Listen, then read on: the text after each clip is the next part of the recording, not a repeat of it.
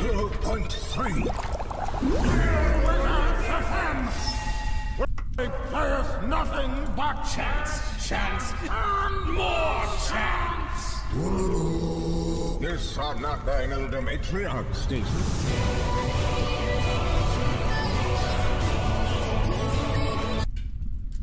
Hello everyone. How are we doing? Hope you're all doing well. Happy Friday. For those of you who are going to be celebrating or taking advantage of Memorial Day on Monday here in the US, happy beginning to a long weekend. Hopefully. So we're going to go ahead and get back to work on the brute here. And then we have, assuming we can get this done, we've got some new minis that that I was asked to paint up, and we're going to show you what those new minis are once we're done here. They are for a kind of a cottagecore fantasy setting.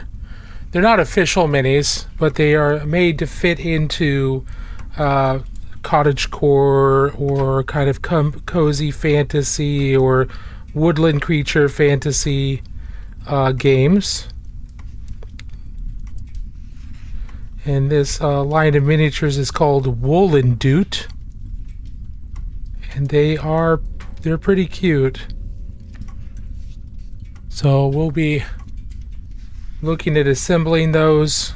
If we can get the brute done today, we'll look at assembling those for the rest of the stream after this is done and after the community spotlight. But we'll see how far we get with the brute. Hope everyone's doing well. Thank y'all for being here once again. So we're gonna put our base coats for these metal armored studs. Let's get our basic metal color down here. All of these I'm gonna treat these as just spheres.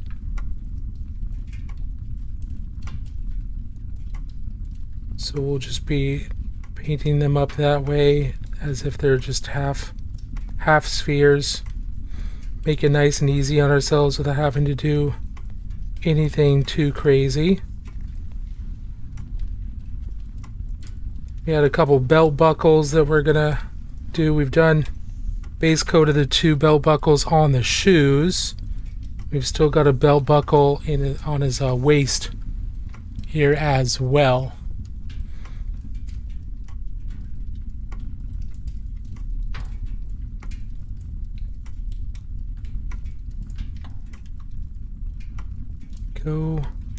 Just get our nice dark blue gray down in there as our base coat.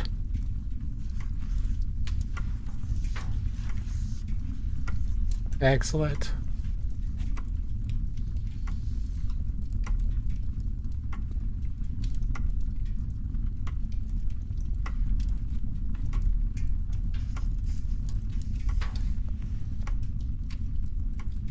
Next, we'll take our gray blue.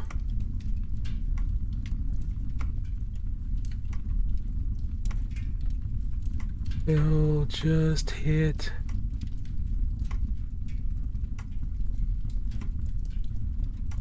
this section of the buckle, leaving some of the shadow there, but we want the reflection to be coming from the top left angle.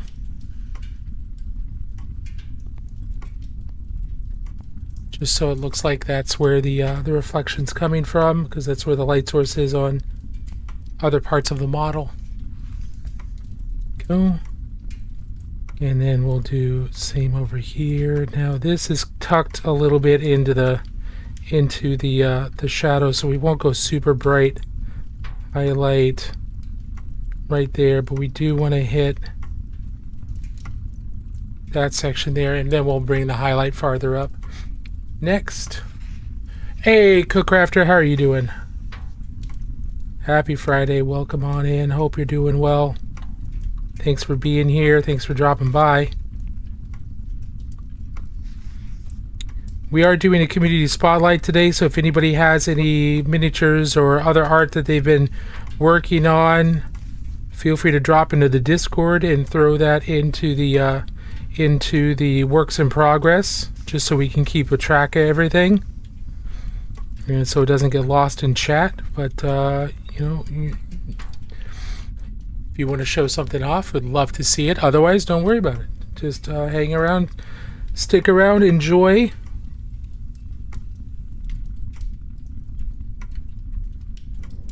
Enjoy the grandfather clock, the ticking of the timepieces, the ambiance and the fire of the great library of magic. Just hang out, enjoy yourself, put this on in the background, work on whatever you want to work on, whether that's gaming, painting, whatever it is. Enjoy your time. Doing good. My dog got to play with his cousin this evening, and now he's yelling at something in the backyard while I work on my battle maps. Excellent. That's awesome. Doggos getting to play with their friends and family is awesome. Okay, so this is a slightly larger area. The axe is a slightly larger area, so I'm not going to go straight from the dark into kind of that middle blue. I'm going to make a in-between color. Oops.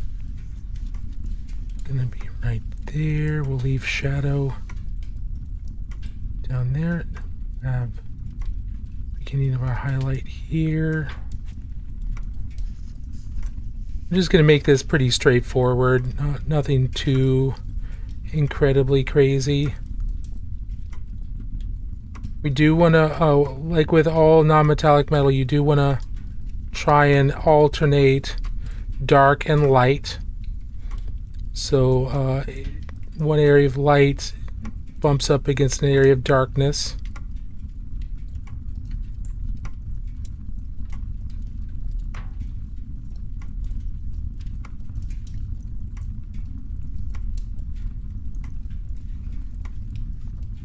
That helps set up the metal to start reading as reflective and reading as something different than just a matte surface.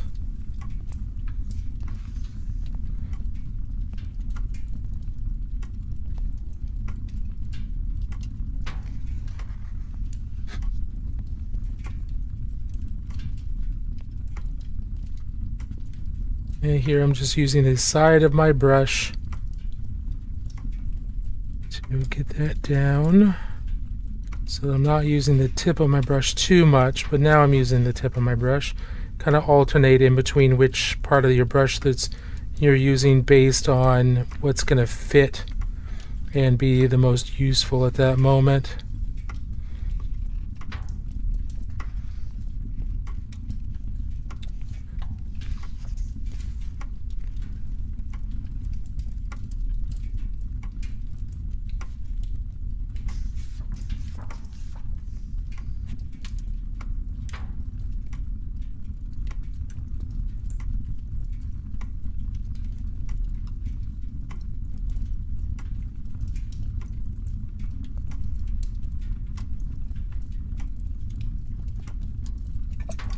Just checked on him and I saw reflections off his eyes in the backyard. Probably a bunny. Ooh, bunny or raccoon. Do you guys get rabbits there very often?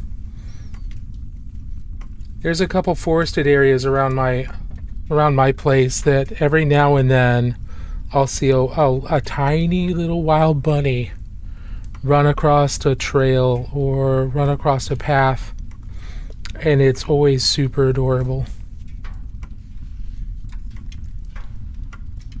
I think rabbits are adorable.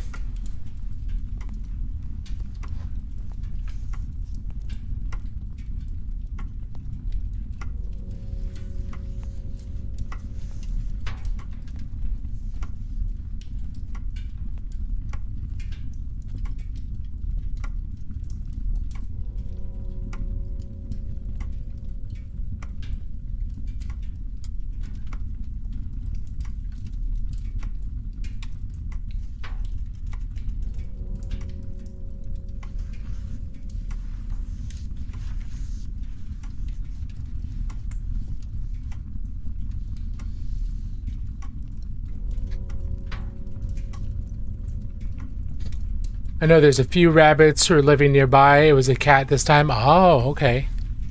Well, welcome on in, everybody. Thanks for being here. Hope you're having a wonderful evening. If you have any questions, please don't hesitate to ask. We're just working on a miniature game piece for a game called 1490 Doom. Small scale miniature board game based around the idea of King of the Hill. And this miniature is called a Brute. It's just a big, strong dude with a giant halberd who's just there to smack things around. Try to take out the other player's pieces so that his buddies can get to the top of the tower and stay there.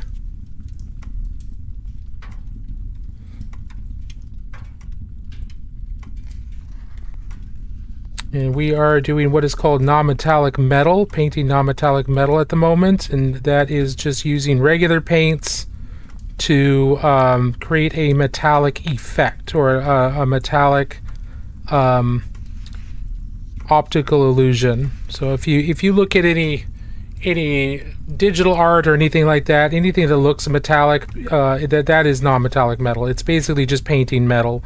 The reason it's called non-metallic metal in miniature painting is because a lot of the companies out there have made actual metallic paints that have metal flake in them, so that you can just paint a sword metallic steel, right? You could just use that shiny silver paint and just boop, you're done.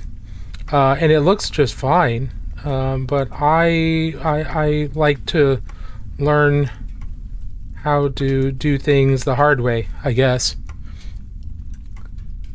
Want to make it look metallic without using metallic pigments. How often do you feel the need to replace your brushes?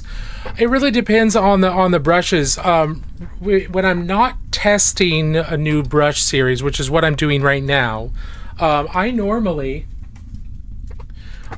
paint with most of my models with these really cheap synthetic brushes. Like 90 to 95% of my painting is done with these, and then I've got fancier brushes with better tips for like the high detail.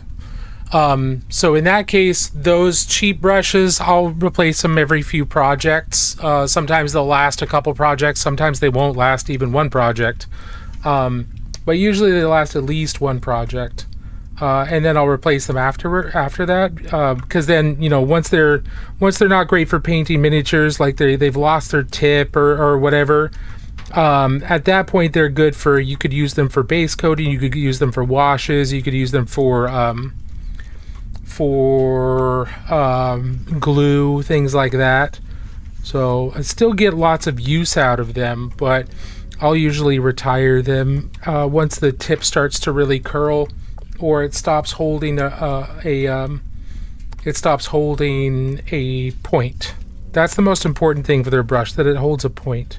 If it no longer holds a point, then it's time to replace the brush, and that can very much be different from project to project and what you're painting.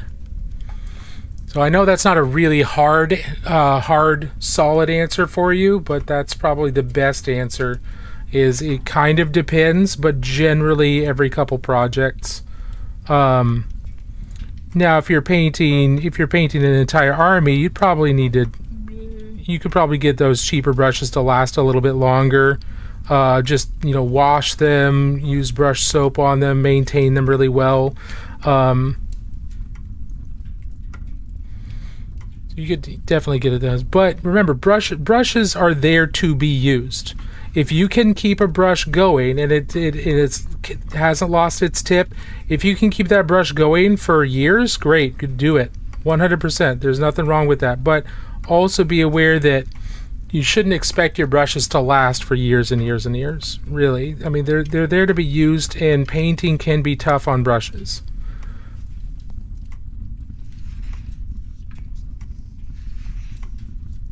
So I'm not going to give you any kind of hard schedule to go with.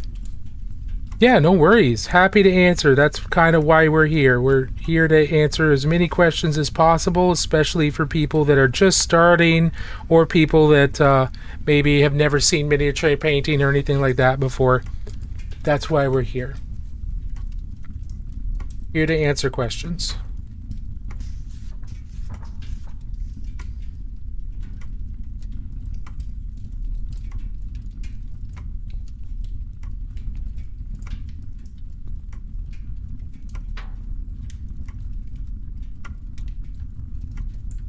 So now we're going to put some of the bright points, some of the glimmer from the sun here into these metallic areas. And we're creating an optical illusion. That's what we're doing. It's an optical illusion of the sun bouncing or light bouncing off of the areas surrounding the model onto the metal blade of this halberd.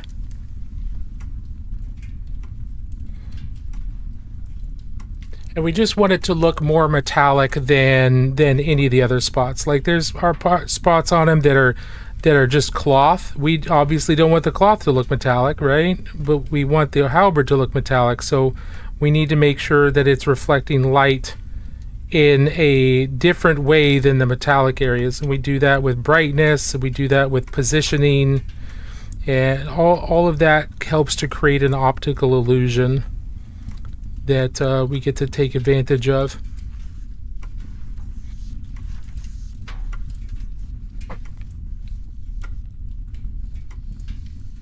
And it's a fun optical illusion to make. It's a lot of work to wrap your head around how does this work, what makes something look shiny versus not.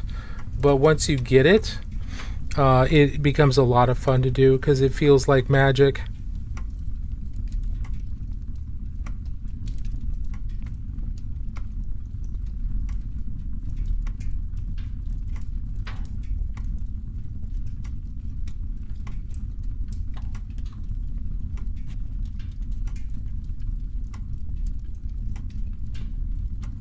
So make sure I'm not missing any other questions. Okay, no, nothing so far. Again, if you have any questions or you're curious about anything, feel free to ask. If you have anything that you're working on and you want to show it off, we have a community spotlight coming up here after the first hour. So we'll be looking at everybody's what they've been working on since last week. We try to do a community spotlight almost every Friday, so people can show off what they've been doing. Okay, there are some additional decorations in here. I'm gonna render those in gold just so we have some variation there. So we're gonna leave those aside for a moment. In fact, I want to brighten that corner up a little bit there, and same thing over here. A little bit more obvious. So there's some designs happening there on the blade, right at the base of the blade. We're going to make those gold, just to get some other color in there. But let's see, are we missing anything else? We do need to do his little snorkel. So I started looking over the rules and some battle reports for 1490 Doom, and it seems like a really straightforward game. Very, very simple in a lot of ways. But the whole idea is this is during obviously 1490, right around in that time, and a miasma, a fog, a killing fog called the Creeping Death has started popping up all over Europe, and it's basically just this biological weapon that if you get caught in the fog, you die. So that's one of the reasons why the game is centered around climbing as high as you can during the game, because you're trying to stay away from the fog while also outlasting and out collecting your opponent, the other player's models. So a lot of the artwork has models in like 1500s armor or piecemeal 1500s armor, and they've got bags of air and giant filters and stuff like that. And this guy's got a snorkel, so that, and then that's why his helmet is completely sealed up. It's so the fog doesn't get into his helmet, and he can still breathe. As long as the fog doesn't go up here, past here, he can still breathe, and he's fine. How does he fight? I don't know. Wild swings, I guess. I don't know. Hey, Jay Redding, thank you so much. I don't know. I don't know how else he would fight, because he's obviously fairly blind. But yeah, it's been interesting looking into the lore and the kind of the world behind this. It's pretty straightforward. It's pretty simple. It's not Trench Crusade level of depth or anything like that. It's a small indie game, so definitely not expecting anything world-shatteringly extensive like that. But this is it's still pretty cool. Now we're gonna grab. Come on.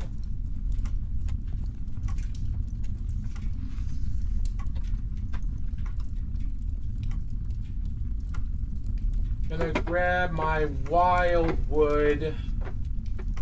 Where'd my wildwood go? Is that my wildwood? That's right outside.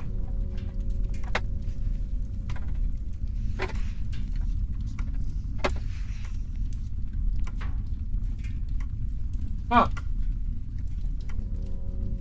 They must have left my wildwood in my traveling paint case. I'm gonna have to grab that during the break here in about 30 minutes, because we want to do the haft of the halberd in wildwood, just because that's what I usually use for wood, and then I'll work in the wood grain. Back here, he's got what looks like a bibble. It's like a small pocket bibble. So we're going to paint that next, and we're gonna go with, it's right next to leather, so I don't want to make it leather. We're gonna go with I'm gonna go with a black binding, I think, or a really dark binding, and then with a gold cross. I think that's what we'll do here. So let me set these things aside. Let me move these over so they're not in my way. So I can open my paint drawer.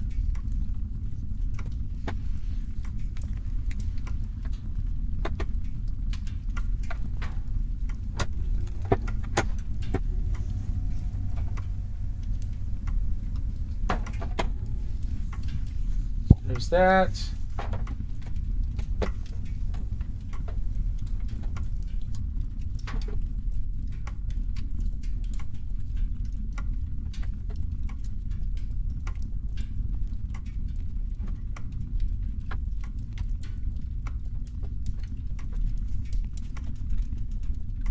There we go.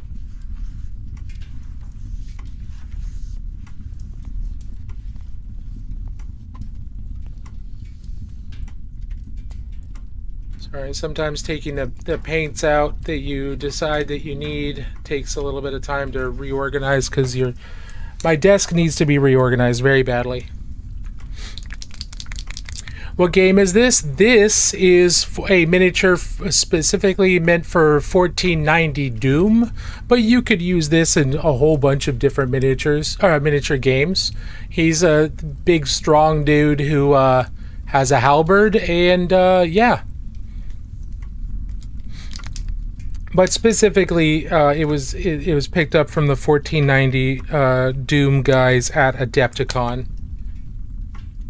But the cool thing about a lot of these minis, especially these more grim looking minis, is they can be used in all kinds of different games. Mordheim, they could be used in Frostgrave, they could be used in Trench Crusade, they could be used in really any game that's got more of a grim or fantasy setting.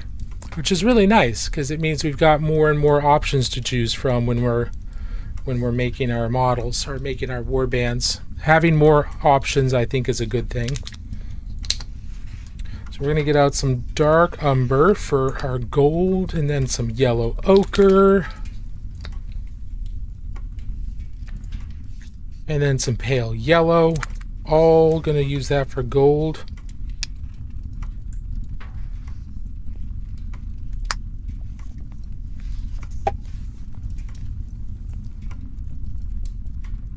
You have a question? Go for it. Whoa.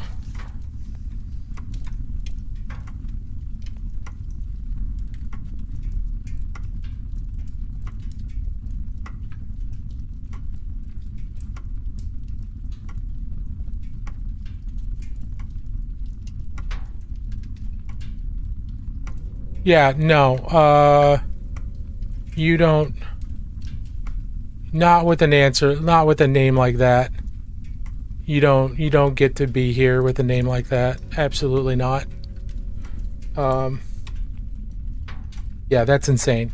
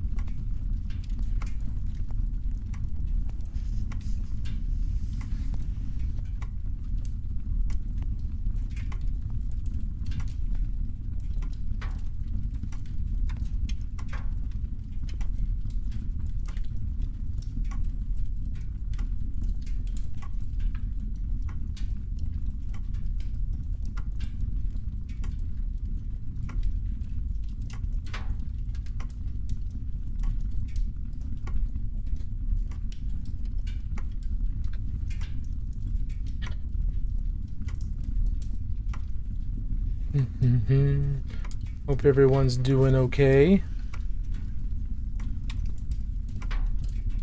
Let's see, let's get our final reflection down here, our brightest reflection point down.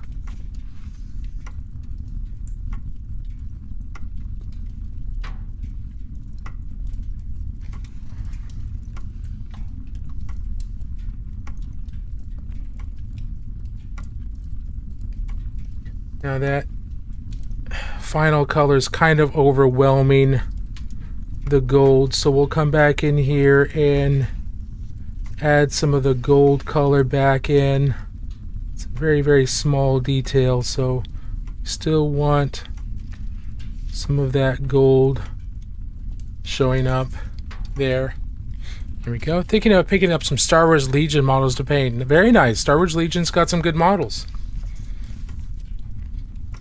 Yeah, they've got a lot of cool stuff. Any particular models out of Legion that really grab your attention?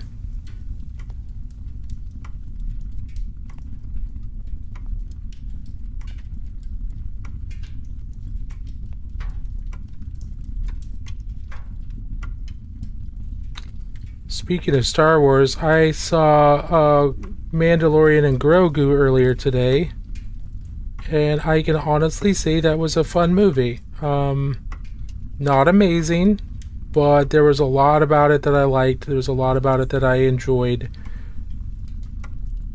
I could definitely tell that I think it was probably originally intended to be a full season of The Mandalorian. It definitely felt like it could have been a season of Mando. Like the story beats There was a lot of story beats with some very separated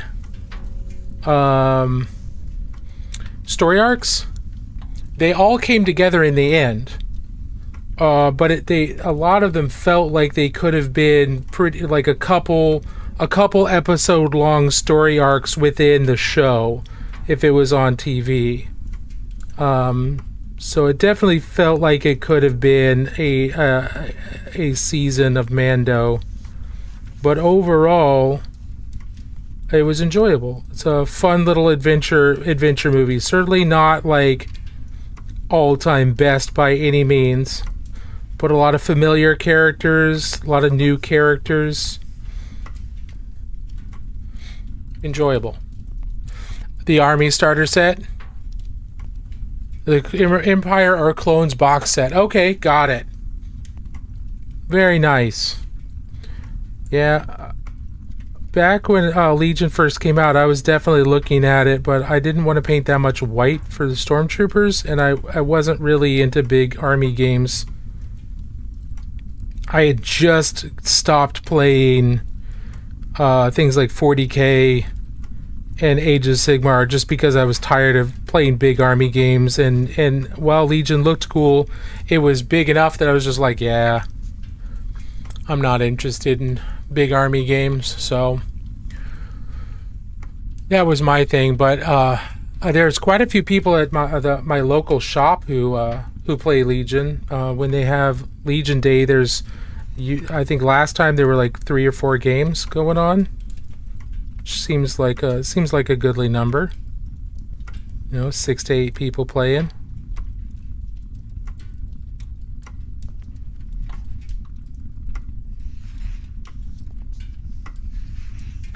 Dread painted white, but can't get better if you don't practice. That is very true. That is very, very true. And there are things you can do to make it a little bit easier on yourself.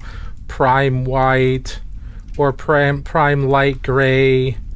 And if you do prime black, then work your way up to white through the grays. So like prime black, then base coat in dark gray, then do neutral gray, then light gray, then white. And that'll be that'll move you from black to white a lot faster and a lot cleaner than if you were just trying to paint white over black, because that can get patchy really fast because it's such a massive jump from white to black. But if you go from black to dark gray, that's not a big jump, so it won't be as patchy. And then if you go dark gray to neutral gray, that's not a big jump, so that won't be patchy. Then neutral gray to light gray, that's not a big jump. Then light gray to white is also not a big jump. So you're kind of hopping your way to it.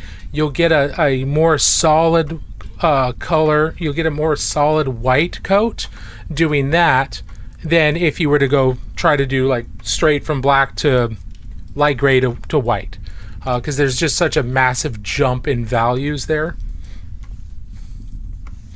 So use those transition colors to make it a little bit easier on yourself. Apex Euphoria, hey, thank you, appreciate that.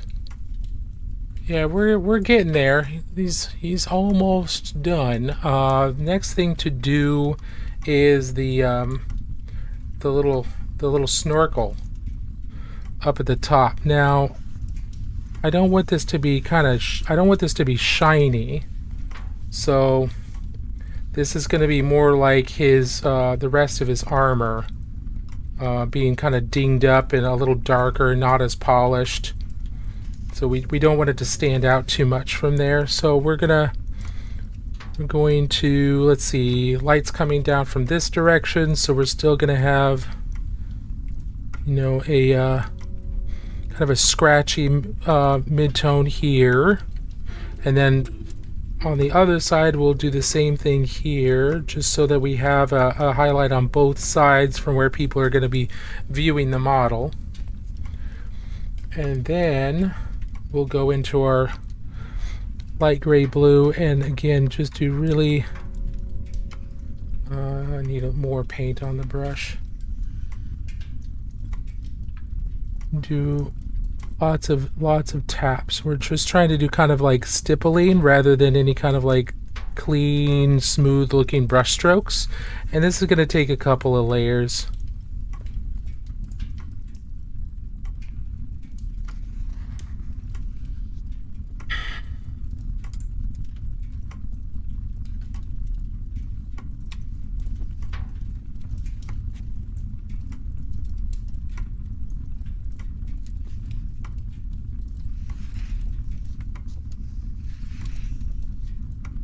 Catch the top of the pipe there and then come back in and stipple this down, intensify that highlight. Probably going to take at least one more pass, and we're trying to make it smaller and smaller in each pass. And this doesn't need to be super clean or anything like that. I cannot tell what that snorkel was. It looks clean. Thanks. Yeah, no, it is absolutely a snorkel. It's so that he can breathe in the fog without dying. So he can breathe in the creeping death. Just imagine him in an aquarium now, right?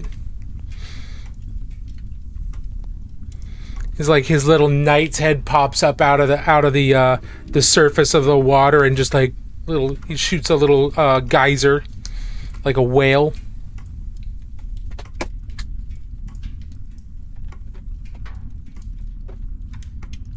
Alright, there's a couple spots where I have rubbed some of the paint off of the boots and stuff like that, and it's because I haven't varnished this model yet. So that is something to keep in mind when you're painting, is especially with the models with larger, like they take up a lot of the base. It's very easy to accidentally rub your fingers all over the model, and that will result in the paint being worn away.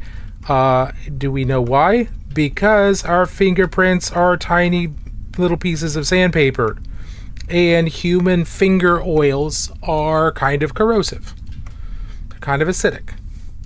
So compare our tiny little pieces of sandpaper attached to our fingertips and our human skin oils being kind of aggressive with paint. Keep your fingers off your models if you can. It will lengthen the life of your paint, and then periodically varnish your model. Periodically varnish. There's nothing wrong with it. It actually helps quite a bit.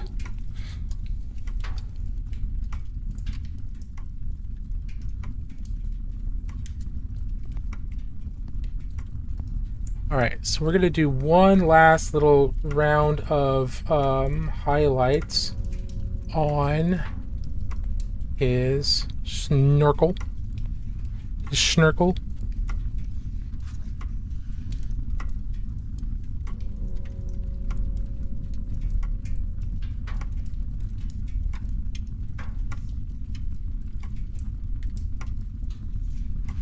I'm just going to do the top and the bottom. Just kind of emphasize that shape.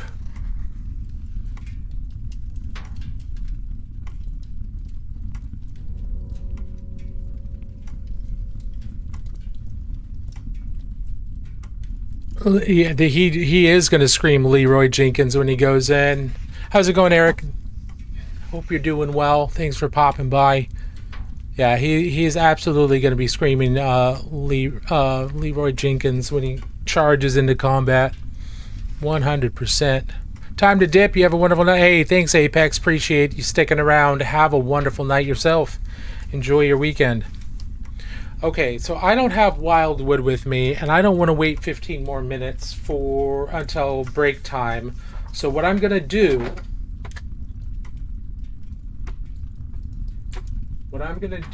is we're going to go with a lighter shade of brown.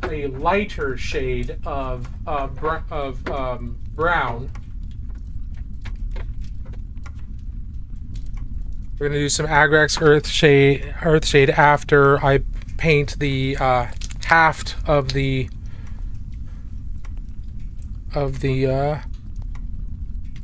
pole arm halberd, the poleaxe, whatever you want to call it.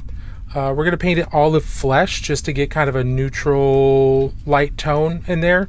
And then we're going to hit it with 1 or 2 layers of Agrax Earthshade, which is a wash made by Games Workshop. The wash they've had around for a long time that is kind of a neutral brown. Whereas their flesh tone is kind of a warm brown and their sepia is kind of a yellowish brown. This is kind of a neutral brown. It's often used for bases. But it's not a contrast paint, so it's not as strong, which is why I need to make sure that I've got a fairly solid lighter color underneath just to make it easy for the wash to show up. It's not as strong as a contrast, so much more transparent.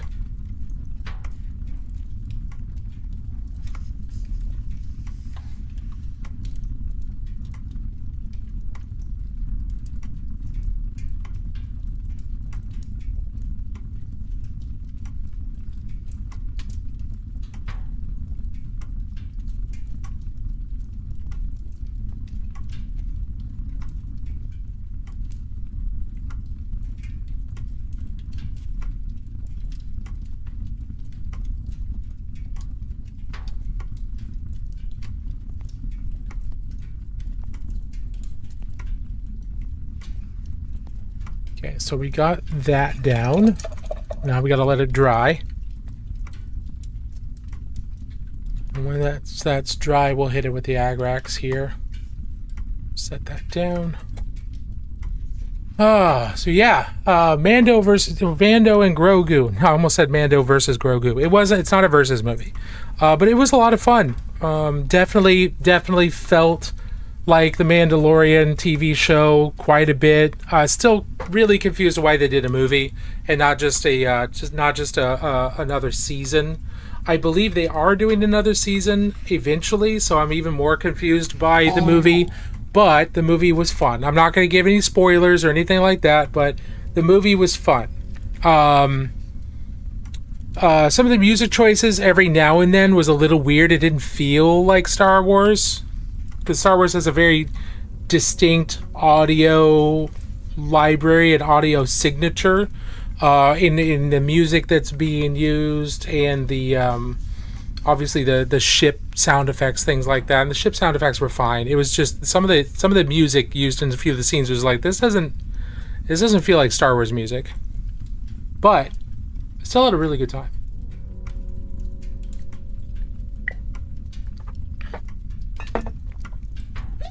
So, would I recommend seeing it? Yeah, if you've got a free afternoon, if you've got a free a couple hours.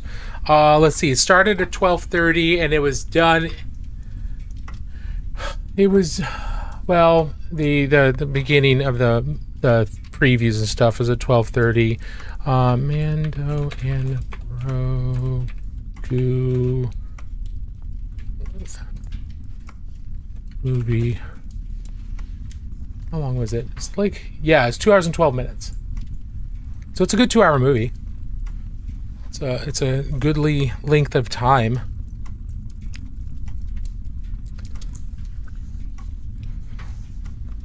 All right, let's take some of this wash here, and I'm not going to thin it out.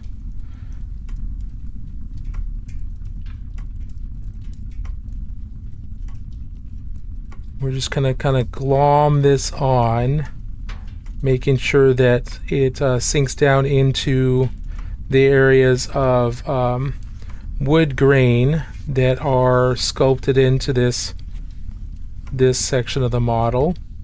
And because it's so slick and so thin, I do need to watch out for pooling.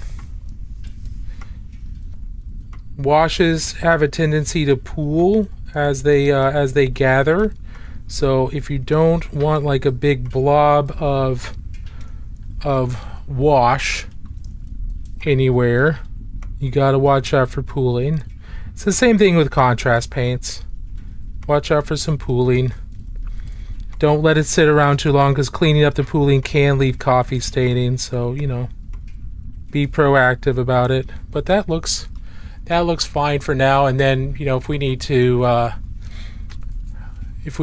we can go deeper in. Why do I like Warhammer? Oh, that's an interesting question. I like miniatures in general, especially miniature war games. And for example, this is not a Warhammer model. I do have other Warhammer models, but I like the aesthetics of Warhammer. To be clear, I would not wish living in the Warhammer universe on my worst enemy.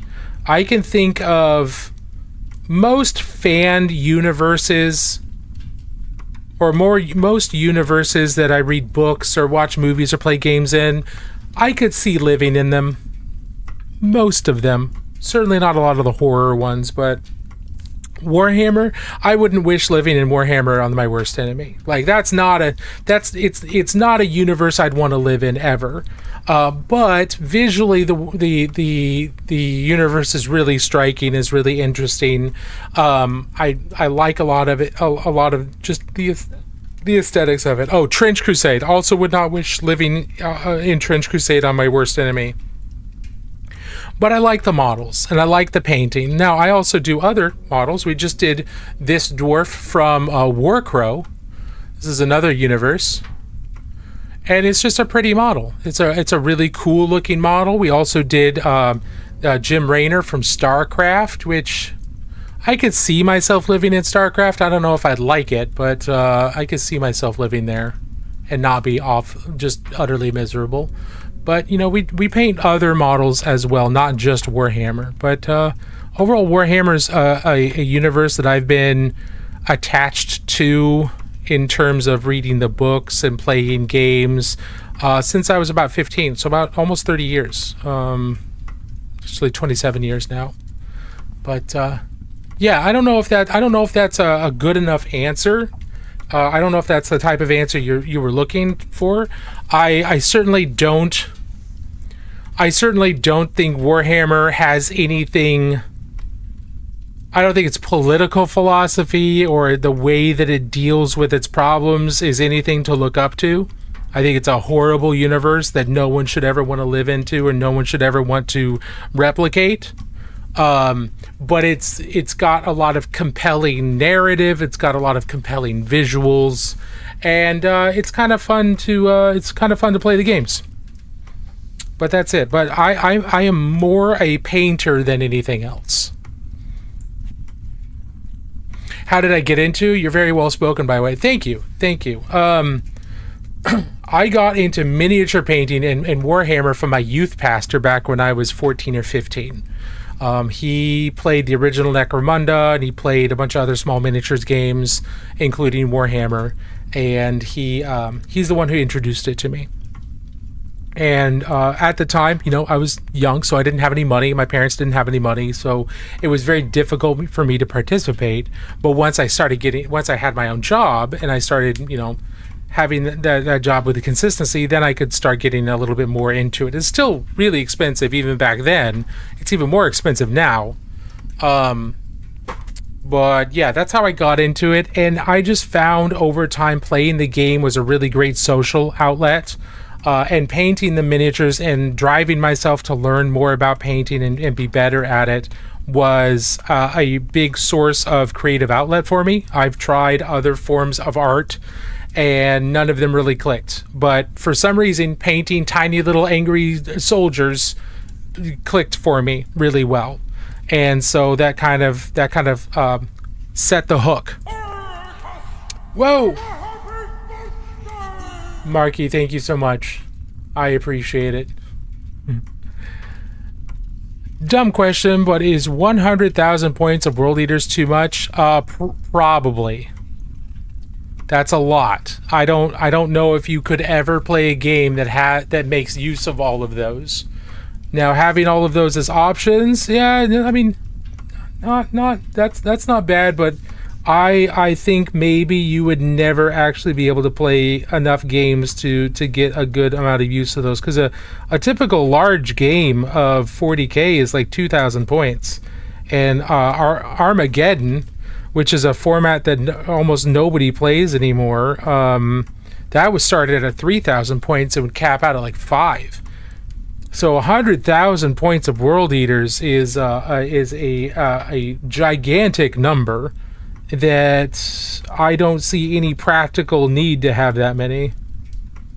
And doesn't necessarily mean that you shouldn't. It's just that you're never going to make use of that many in my well, that would be my guess. You're never going to be able to make use of them. And just having them is kind of a vibe, you know. Just having them is kind of a vibe. It's like, yeah, I've got 100,000 World Eaters, 100,000 points of World Eaters. That's kind of crazy and cool. But I think you're definitely getting another 50,000 of Chaos Knights. Yeah, they are all painted. That's crazy. That's a lot. Yeah. I think that's probably that's more than I would want. I would want to diversify. I'd get super bored. Doing even more than a couple thousand of any one army. I like to be able to paint lots of different stuff. Because again, I mostly paint. I don't play very much. I mostly just paint, and I would want to be able to paint and play with lots of different armies, not just one. But hey, if that's your vibe, if that's what makes you happy, that's fantastic.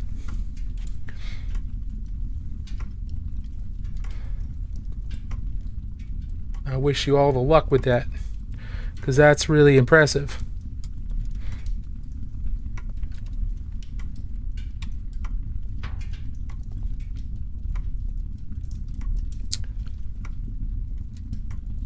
Okay, so what's left is we've got a break happening in about 3 minutes.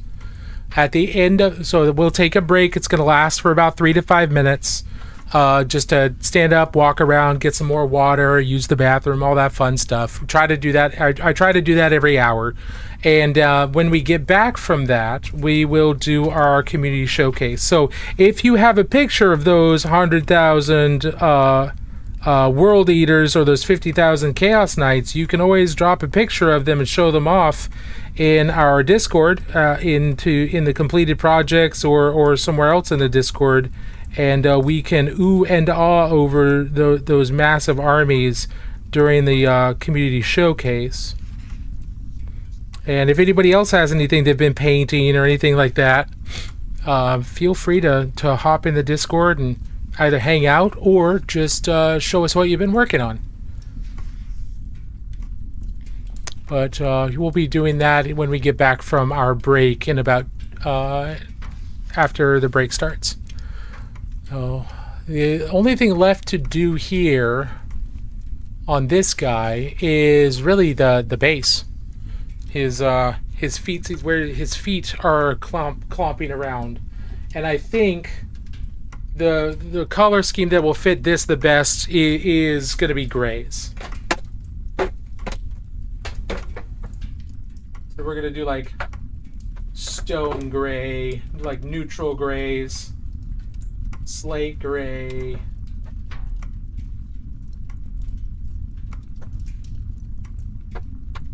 and then we'll probably have some like moss green here in a couple spots. Where's my camo green? Black green. I've got a camo green in here somewhere. There we go.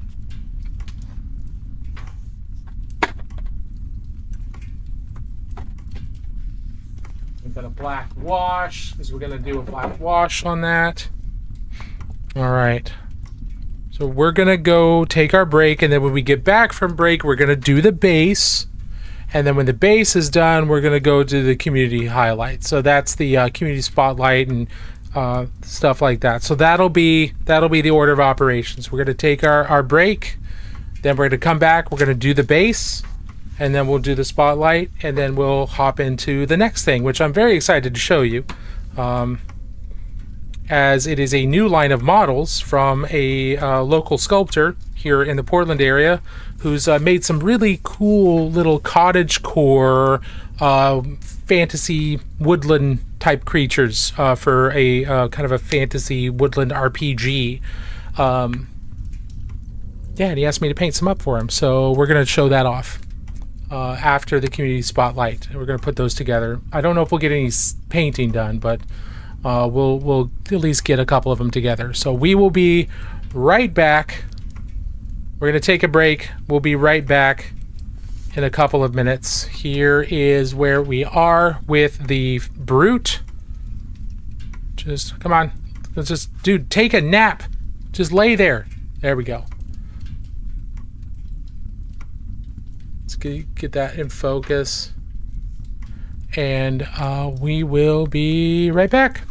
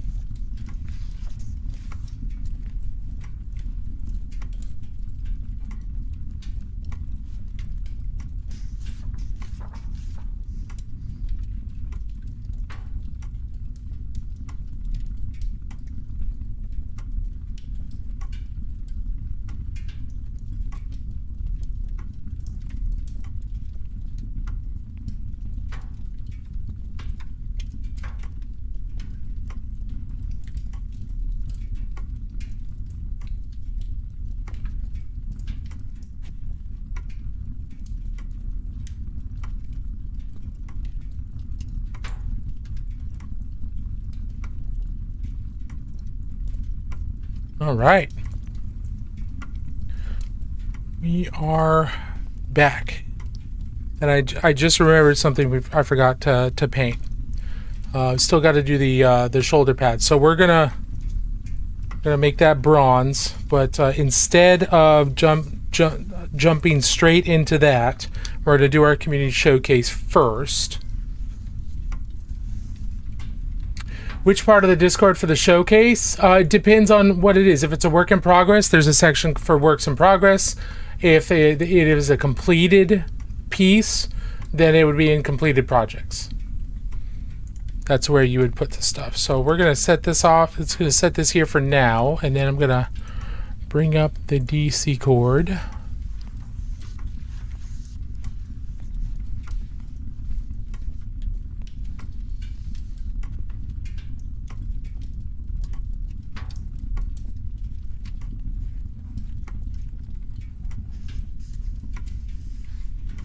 Bring up.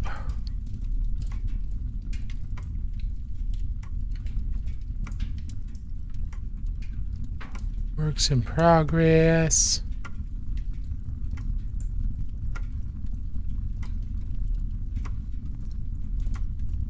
Okay, so we got some stuff here from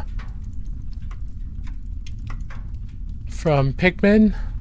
Ooh, he's working on Thanos. He's got a goblin. We've got a couple. We've got Eve here, and then we've got an Orcanaut. Very cool. So we got some cool stuff to go through here. So I'm going to go ahead and share my screen. And if anybody wants to add in while they're here, or while you're here, feel free.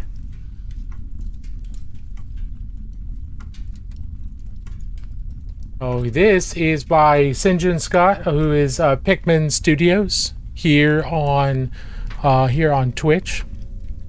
Hey, Chaka, thank you so much.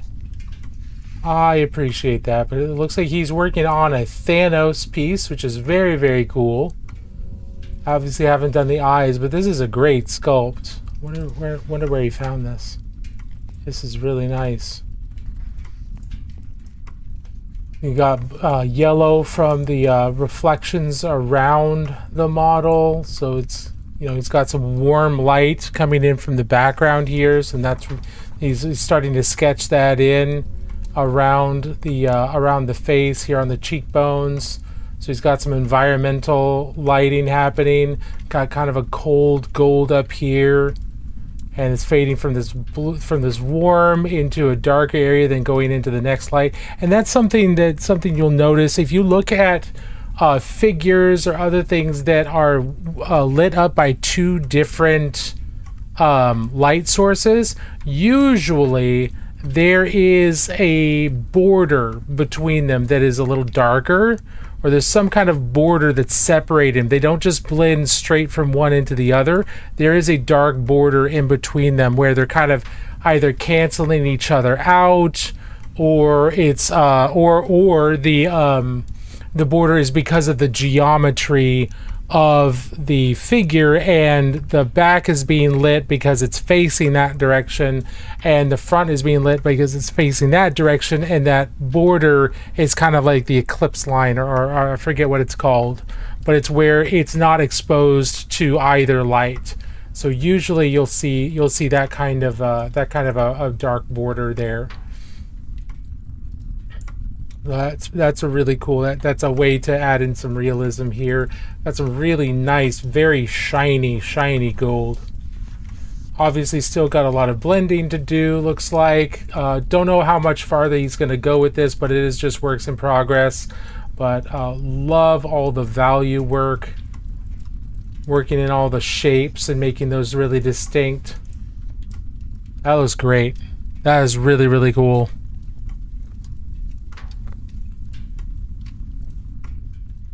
And here's a goblin he's working on. This is really cool. Look at that. We've got some mushrooms down there. And we've got our really nicely worn leather with some non-metallic metal.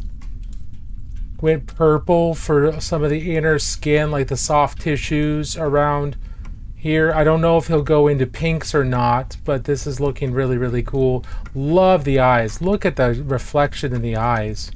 Like close up, it doesn't look super realistic. It's obviously a little blurry and could use some refinement, but from back here, that is really nice. I like the way that looks a lot. Really like the black with the red threading, the yellow. This reminds me a lot of a night goblin from Warhammer or the old world. It's really, really cool. Yeah, nice profile shot there. There's the other side. He's got his lips jutting out from his underbite for those fangs there. That's cool.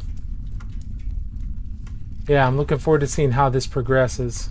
This is I like the colors a lot. Here we have a lizard man. Very nice. Yeah, it's starting to read as non-metallic metal. That's good. You've got your dark shadows on each surface. That's awesome. You got your highlight on each surface. I think that's just some unasked for feedback. Keep pushing the highlights. Keep pushing the highlights farther. The positioning is perfect. I think the position of everything is really good. The position of the shadow, the position of the midtone, the position of the highlight's good. The highlight needs to be brighter. For it to really read as metallic, but the shapes of everything is really, really right there, really good. I know I don't give unsolicited feedback, but this is just so close to starting to really read to pop. This is nice though. This is really, really good.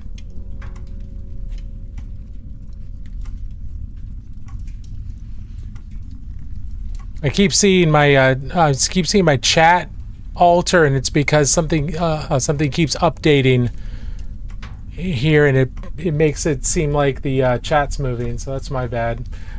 Hope everyone's doing okay. Does anybody have any thoughts about what we've seen so far? Here's Eve.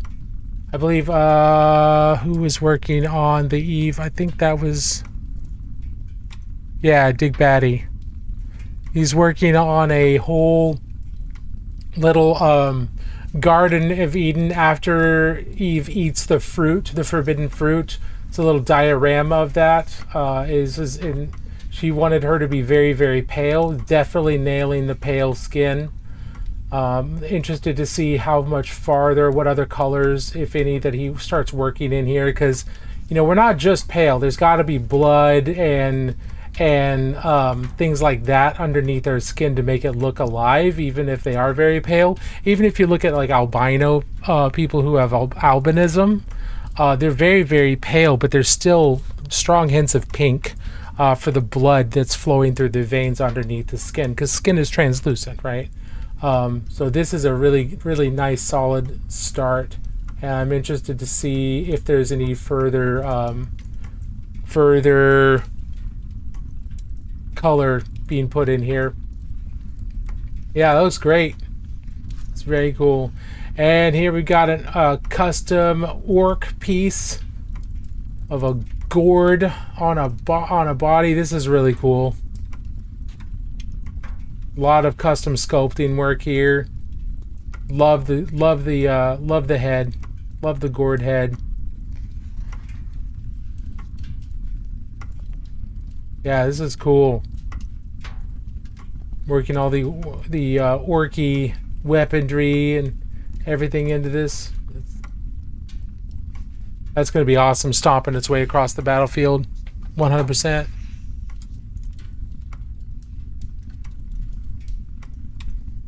No thoughts, head empty. That's fine. Head's a Halloween decoration. The body is clay with resin and spirit parts added in. Yeah, I like it. It's really cool. Thank you for sharing that. Excuse me. Yeah, that looks awesome. Now let's see. Let's go back here for real quick while I check to see if there's anything in completed projects. Yes.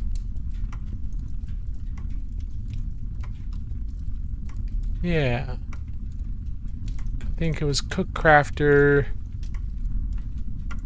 He's working on some woodworking and a dice tray. So we're going to take a look at that real quick. 'Cause it ended up looking really, really nice.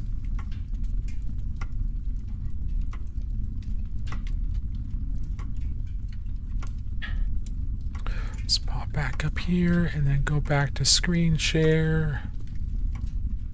Go. Alright, so this is the dice tray that Cook's been working on. It looks really, really nice. It did the dovetails, which I know is not easy to do. It looks like there's some, there's a couple different woods here. So it did a layer of a lighter wood here in between there. It gives it some nice visual distinction there. I like that a lot. Wish I had the space and the tooling to do woodworking. That would be a lot of fun, but this is awesome. Here's another angle here of the little separator here. It looks like there's that's not felt. Looks like some kind of fabric or padding underneath to protect the wood from being deformed by people throwing dice. That's cool.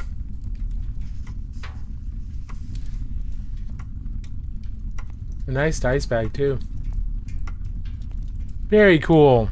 Well, thank you everybody for showing off the projects you've been working on. I appreciate it. We'll be doing another community spotlight next Friday as well.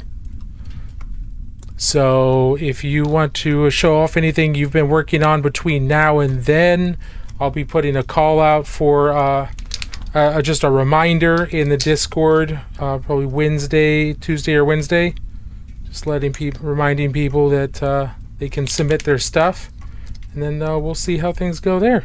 We'll take a look at more stuff that people have been working on. I very much enjoy seeing what y'all are working on, what progress you're making, and all kinds of stuff. Okay, so we're gonna need to work on the shoulder pad here.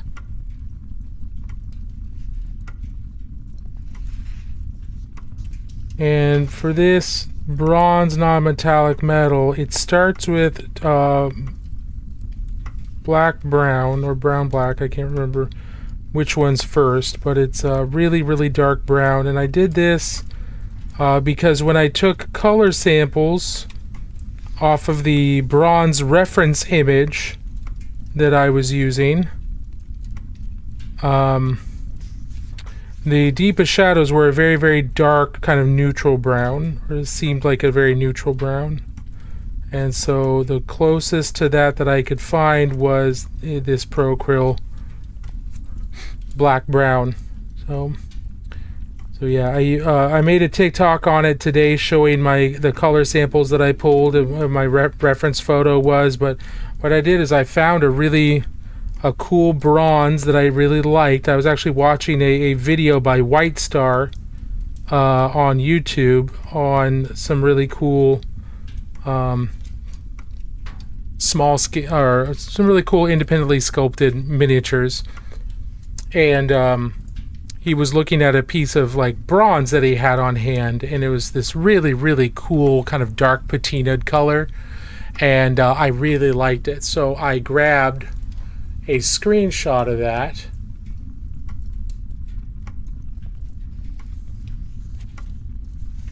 and grabbed a screenshot of it and started using the color picker tool in MS Paint to first grab the darkest color on the example, and then the lightest color, and then a couple colors in between. And I used those results from the color picker to kind of decide or what my palette for bronze would be. So that ended up working pretty well so far. And right now I'm just putting in a kind of like an initial base coat for the mid-tone of the bronze. This is going to fade quite a bit from the yellow that it is, the kind of yellowy brown that it is now. But we'll let this dry and then reapply it a couple of times. And right now I'm not going to be doing too much about the direction of light.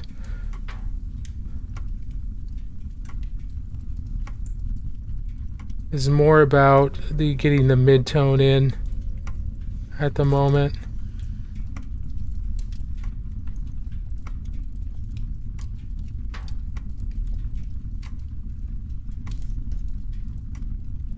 That's the thing I'm most concerned about, is just making sure we've got that in and available.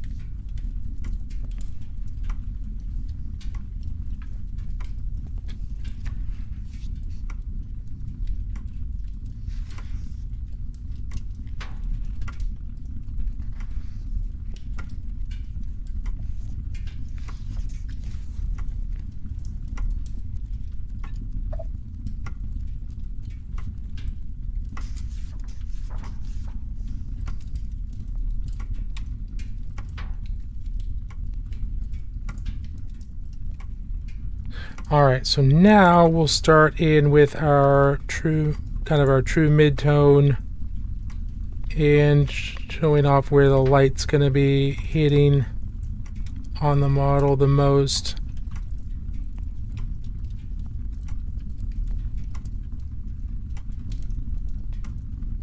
I'm going to use this color to kind of define where those brighter spots are.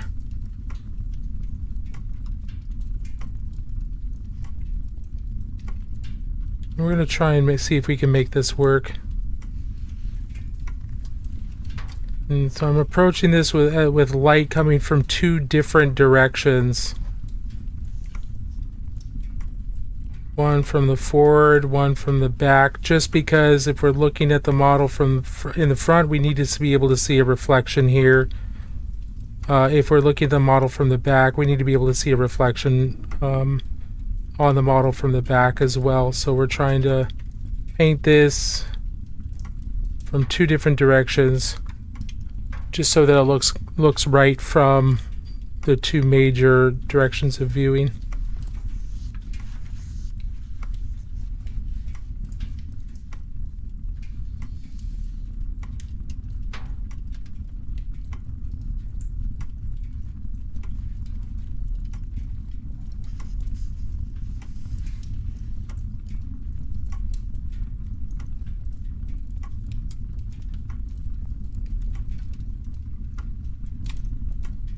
We'll have to do a couple of layers and probably do a mix here to bring it up brighter.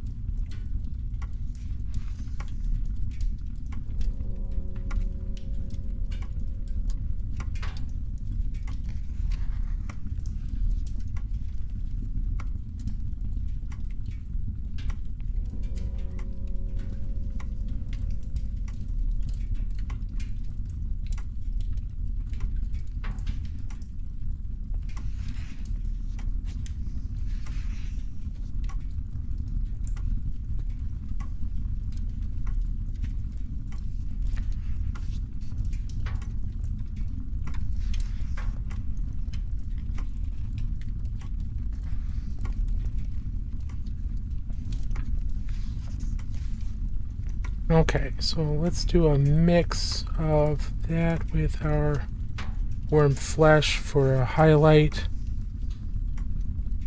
When I was doing these highlights before, this worm flesh really, it took over the model. It took over the mid-tone quite a bit, and so I had to come back in and kind of reestablish the mid-tone a few times.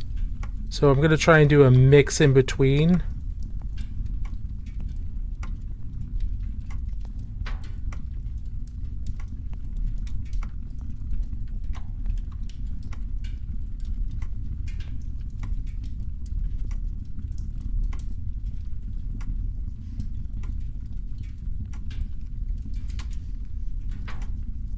Just so it doesn't completely take over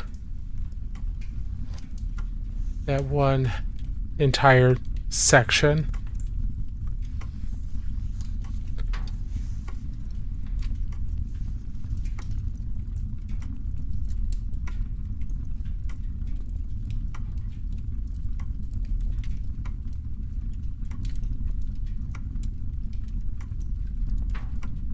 So the last thing we want is for it to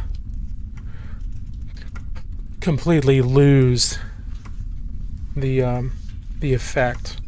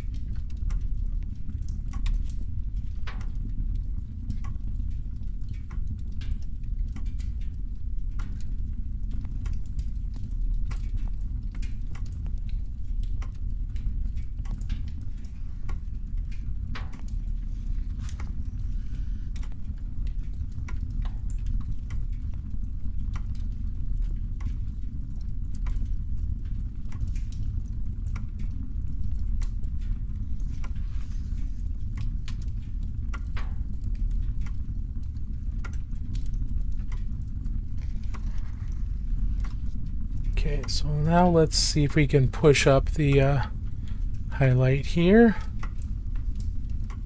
Start getting our really bright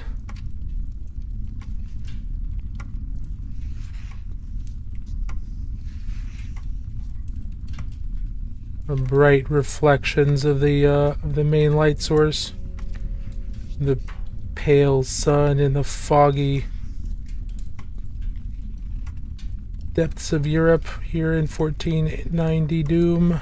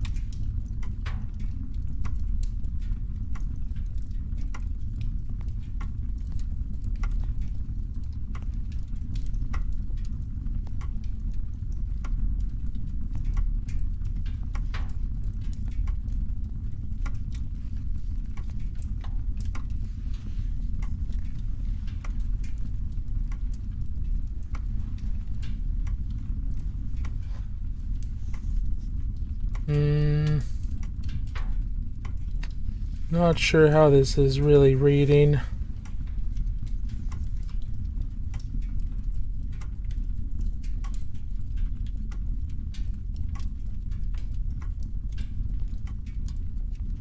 It's starting to, but it's also just looking brown. It's not what I want. So I'm not trying to make a caricature or anything like that. Trying to make it look bronze.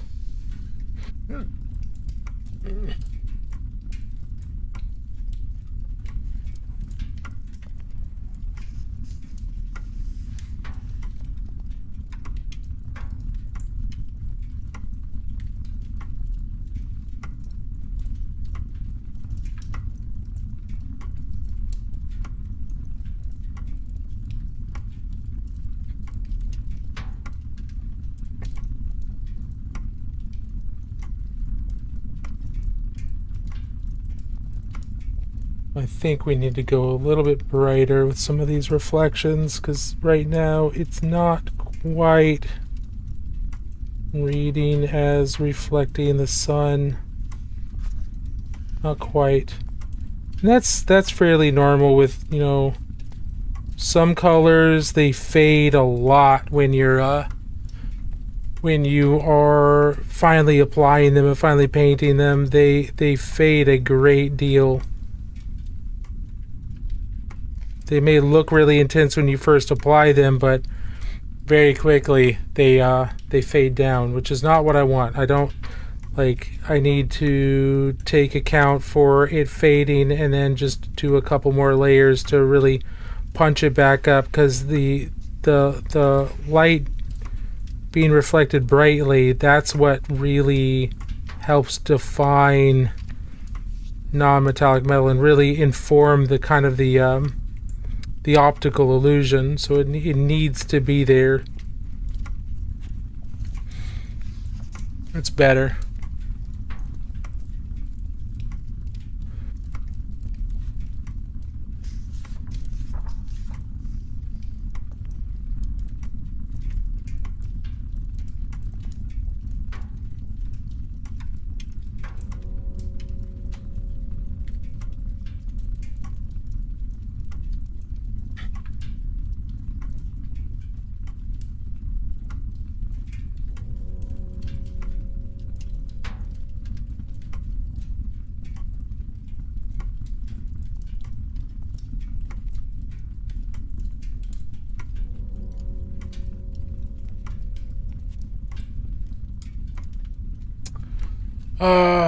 Gormagon's Guide to Proper Grammar and Punctuation. It's just a single scroll that lists the differences of your, it's, their, affect, and effect. That is a good guide that most people should have. Now, I have noticed that I actually pronounce a couple of those words differently than the others. I don't know how many other people do this, but your so your and your, the first, the Y-O-U-R and Y-O-R-E, your, I pronounce that your, but you are doing something. I don't say your, I say you're, like almost like I'm getting rid of the space between you are and maybe getting rid of like part of the A. I say you're, not your. Which is interesting. I'm not sure why I do that, but I do. It's their. See, I see their, they are, their, and their. I say their instead of there for THEIR. It's their coat. It's not their coat, it's their coat. That's interesting. I know other people pronounce things very different, like aunt and aunt. I say aunt when I'm talking about like the relative, but that may be because of my grandma is from England, or was from England, so that pronunciation may have snuck in from her growing up. I honestly don't know, because I was usually only around my aunts when you know, we were at family gatherings where grandma was, so it's entirely possible that's where I picked up that particular pronunciation. Affect and effect, effect and effect. I say effect and effect. I don't think I say the effect. Maybe I say effect and effect. I don't know. I'll have to think about that and try to ambush myself and pay attention at some point. But yeah, I definitely pronounce a few of these things differently based on the word, the how it's spelled.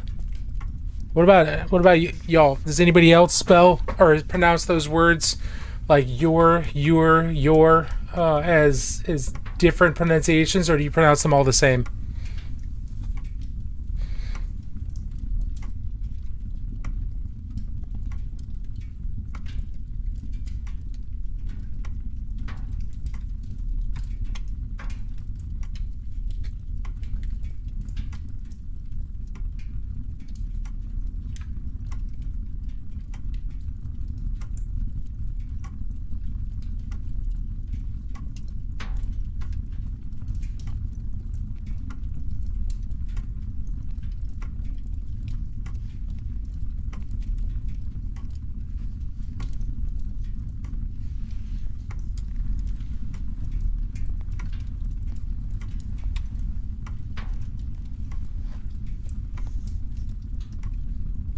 No thoughts? Okay, no worries. I just thought that was interesting that some people seem to pronounce those the same, and other people, like myself, don't quite. And I imagine that is going to be different based on your region, and most likely different based on your linguistic upbringing. The way your parents talked, or your family talked around you, or spoke, words they used.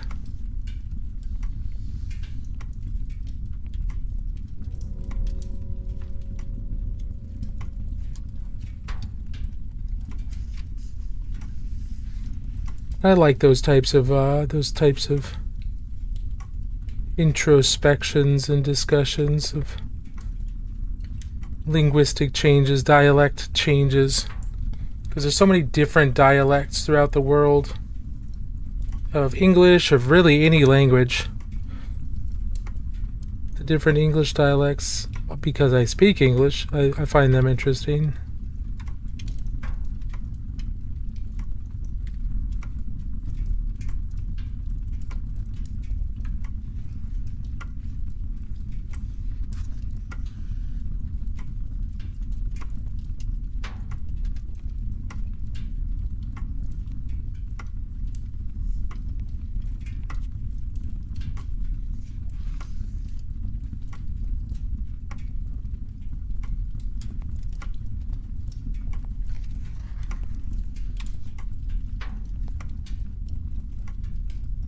Yeah, I think that looks pretty good.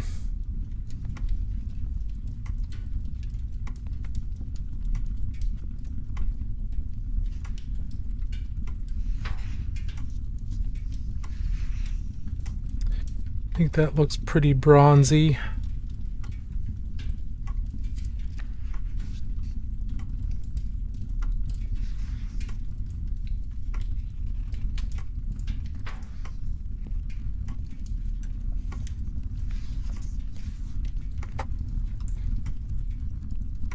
Any pizza is better than no pizza. In other words of wisdom and diplomacy. Gore the Fenner. Yep, that is a word of wisdom, 100%. 100% a deep, deep word of wisdom.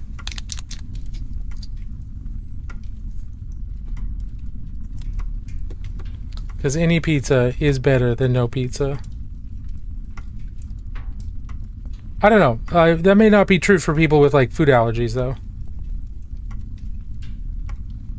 Like, if you're allergic to fish and somebody's got anchovy pizza, I'd say that's probably worse than no pizza, because you just like it's there and now it's like you can't eat it at all.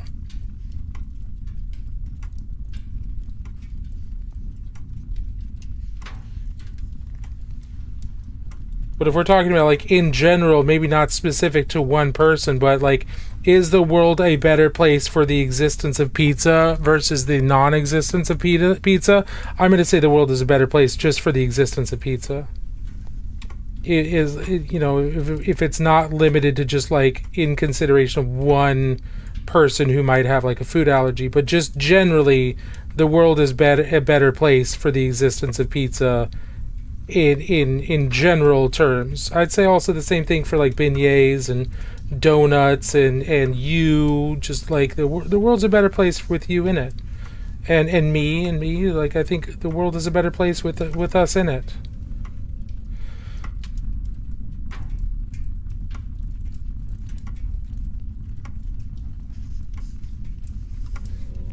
At least I hope the world's a better place with us in it. I might flatter myself a little bit there, thinking that the world is a better place with people like us in it, but I think that's probably true. I think that's an important thing to keep in mind.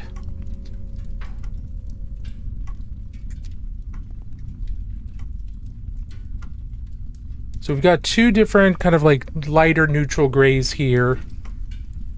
We're going to come in here and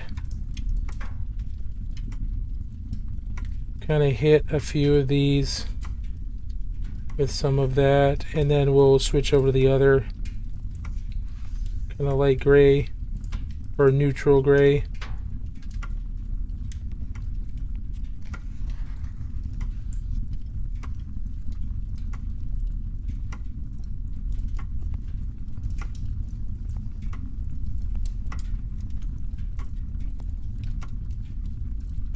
And we'll take our slate gray, which is a bluer kind of gray.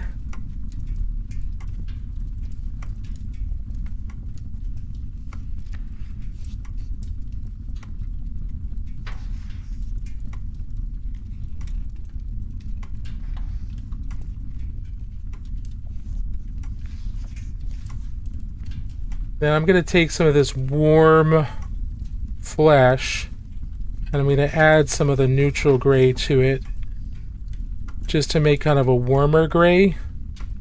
And I'll add a little bit of the dark gray to it to darken it down. But I do want it to be a little bit warmer.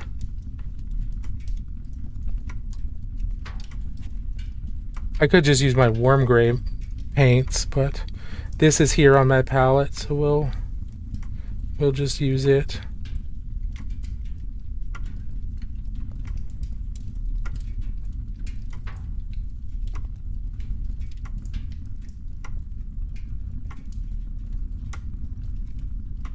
And this'll calm down as it dries for certain.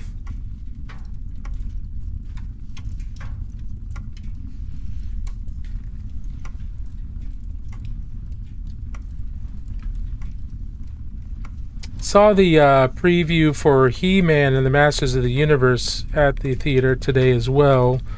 I don't know what I think about that. We'll I guess we're gonna have to wait and see.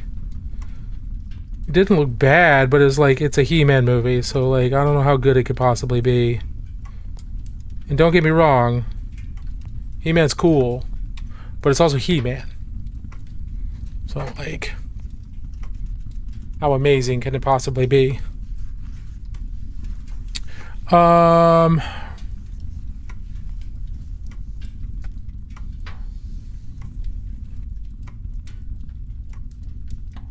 One thing is I do want to have kind of a cast shadow.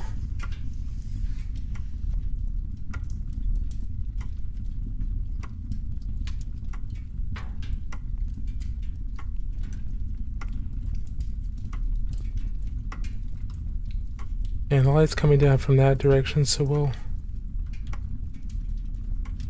have the cast shadow come down like that a little bit, and then we can darken part of that by adding some blue into the cast shadow.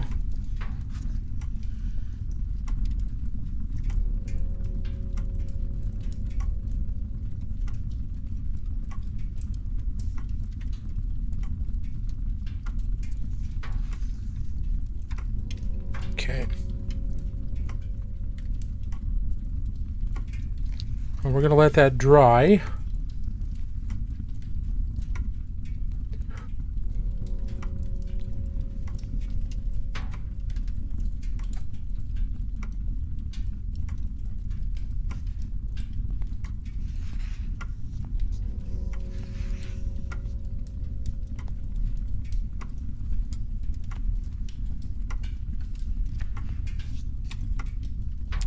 Welcome on in, everybody. Thanks for the likes. I very much appreciate that. If anybody has any questions, let me know. Do you have any tips for verdigris or patina on metal?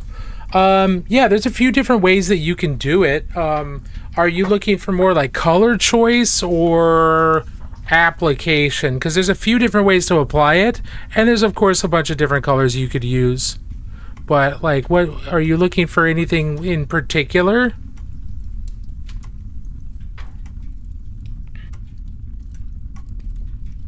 And a lot of patinas really and verdigris are really going to tried with chip foam and it was not good. Gotcha.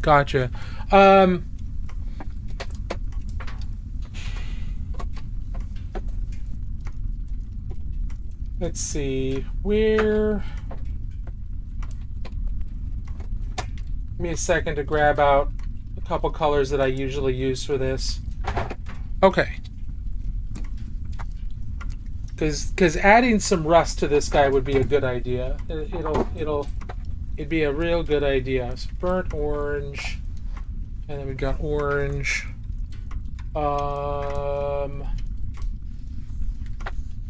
Mahogany. Okay. So verdigris. So this guy has. We just finished painting a bronze shoulder pad here, and that'll. The verdigris or the corrosion on bronze can be very similar to copper. It could be a little bit more blue. It could still be kind of green. So what we're going to do is we're just going to take a little bit of a greenish blue, like a jade color. This is going to be dark jade. And then we're also going to have a light jade. And the way I usually do this is completely dependent on how much I want there. There's a more used up brush.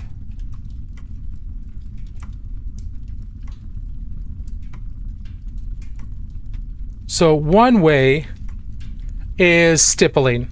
So you could use a sponge, or you could use just an old brush, and you kind of like one that doesn't have a good tip anymore, and you kind of, this is an older brush, so I'm going to try and mess up the tip a little bit. So you kind of get it spread out like that.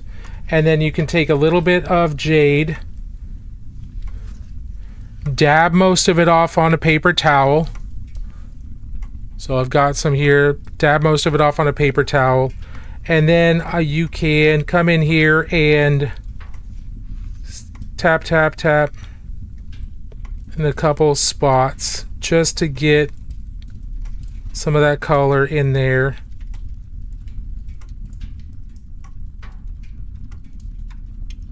And the stippling is going to let you go a lot smaller and a little bit more controlled than like a big sponge.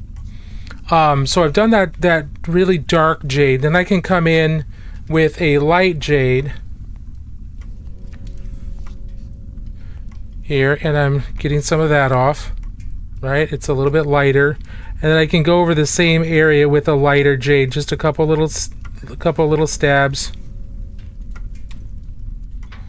And you want to start with small amounts, because you definitely want to do kind of the less is more and build this up if you want more.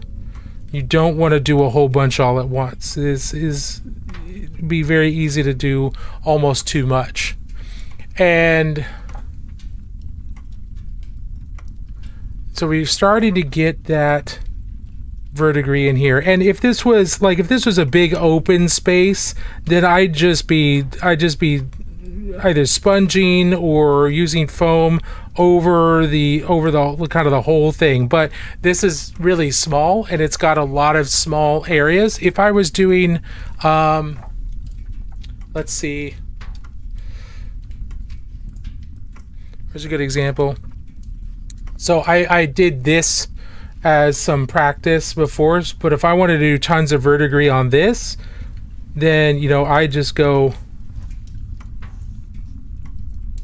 I'd be going all over this, because verdigris is either going to cover a bunch of the model, or it's going to cover very small amounts and trickle down and follow water as it trickles down the model, or down the statue, or whatever it is. So verdigris is going to be a little bit bigger. So is rust. But this is generally how I do it. I use a stippling motion, and I'm able to like really add in a lot of that with this particular color. And because I painted the metal first, the metal's going to still reflect properly as it breaks through the verdigris. So if areas of the metal aren't covered in verdigris, there's still got the reflection correct there. And then if I want more, then what I can do is I can lighten this up a little bit more, just to make it a little bit brighter, and thin it down a whole lot into almost a wash. And then I can do stuff like this, where I can bring runnels of it down the face of the armor, or I can have it gather up. I can have it gathered down here where water would collect. You know, it kind of it's a lot of little bit of less is more in a lot of different spaces. Does that make sense at all? Is that helpful at all? This is generally how I do this for, you know, general application. For competition and stuff like that, you know, we'd be a lot more deliberate. Working on Mortarian right now, and this will help his armor and weapons a ton. Thanks. Yeah, good. No, you're very welcome. But yeah, let's finish up over here, because I do want some verdigris on this guy. So we'll have some verdigris catch up down in here, because this is post-apocalyptic. You know, 1490 Doom is post-apocalyptic medieval fantasy. So he's not gonna be able to wash and shine this bronze all the time. So I'm sure some of it will build up here and there.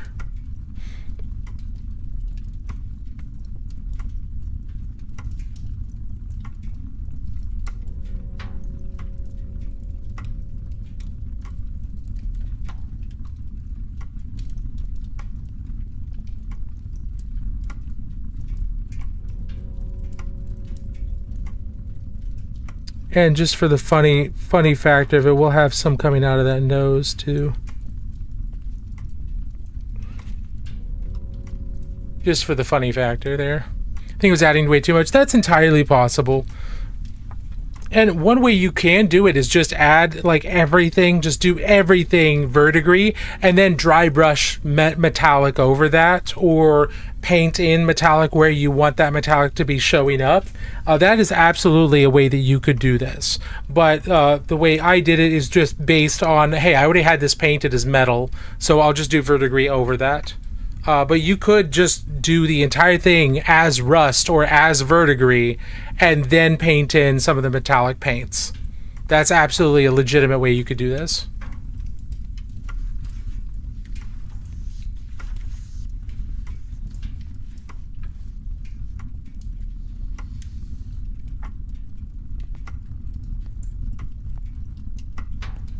A good question.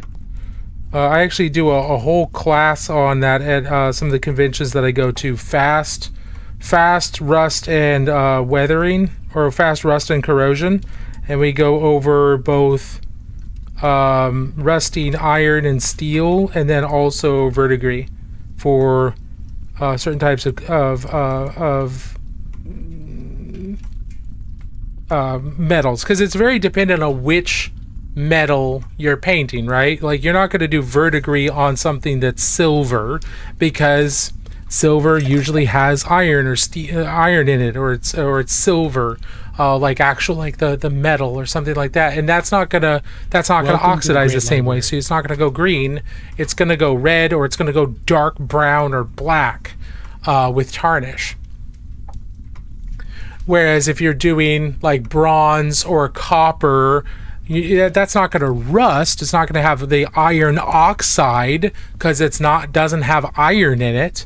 it's going to verdigris. It's going to have this type of oxidization because of the type of metal is different. So it does depend on what type of metal is being your weathering that will help your eye read it as real. Hey, Myconid, we are almost ready to move over to the new minis. We're just trying to wrap this guy up here, and then we're gonna move over. I just have to put a wash on his base, and then we'll set him aside to dry. But yeah, we're about to move over into those new minis here, and then for the next couple weeks we'll be working on those, everybody. So if you did not see the announcements, Myconid in chat sculpted some new miniatures for a kind of a cottagecore woodland, almost dark woodland fantasy adventures in whatever you want to use them with. They fit into at least one setting really well. But yeah, we're going to take a look at those here in just a second. Let's move him off to the side, let him dry, and then we are going to pull out these new minis.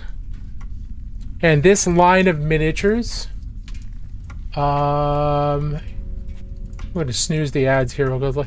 Yeah, this new line of miniatures is called Wolmendoot, and they're really cool. So we've got 2 sets of the minis here. One of these sets is going to be for a giveaway later in the month, later in June. And the other one we're going to be painting on stream.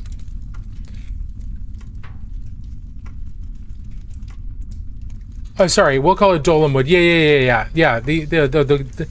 These are definitely could go into Wolmendoot, but these are Wolmendoot miniatures. Wolmendoot miniatures. So this is the Mossling. Oop. This is the Mossling, and they're small woodland beings, magical beings. It's probably, I believe, a kind of fae that their skin is very bark-like. They have moss and mushrooms growing out of that bark. They're very kind of low-key and relaxed, and are super attached to nature. You can see just all the wonderful details here. Yeah, it's kind of a fungal dwarf. Yeah, exactly. Wolmendoot fungal dwarf. But this is called a mossling. You can see that he's sculpted with a piece of like a log right there, and he's got little mossy feet, much like a hobbit with the hairy feet. He's got mossy feet with little mushrooms. He's got little shelf mushrooms on his side, on the side of his legs. And this is normal. He's not a plague beast or anything like that. He's just a woodland creature, and this is just him. This is who he is.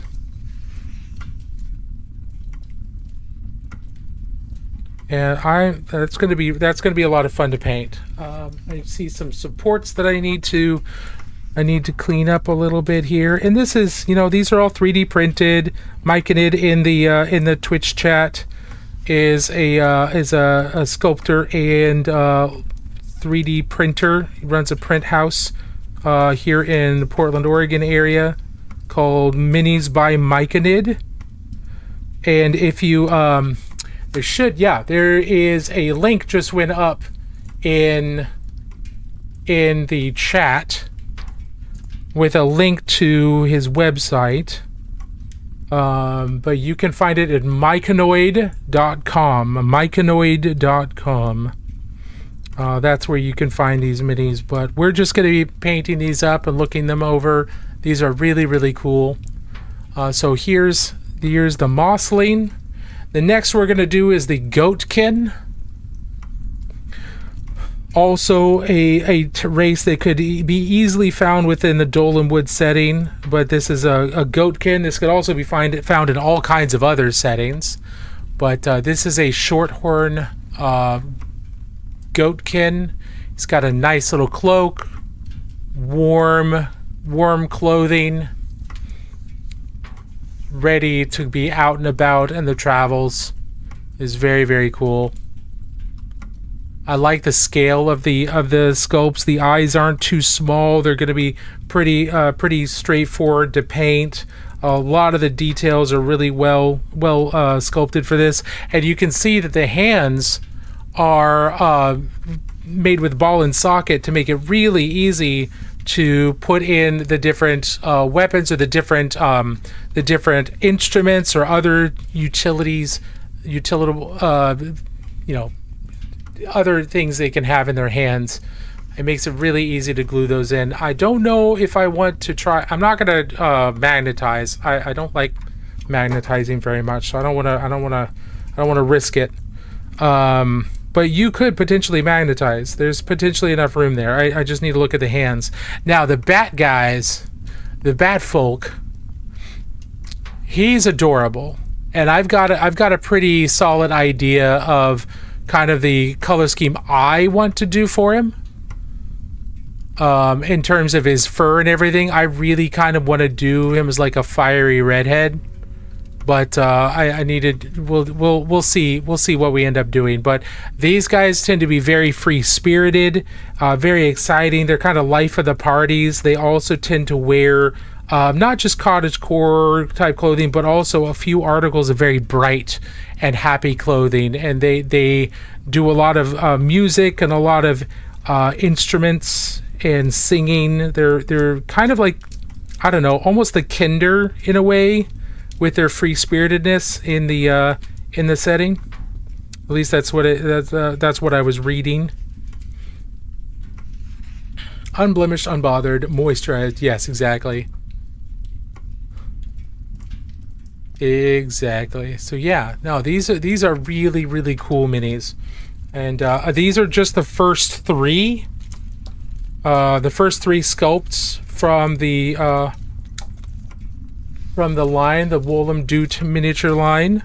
Let's take a look at what options we have here. So we do have a shield, and these can go to any of the miniatures. They're not limited to just one of the miniatures or another.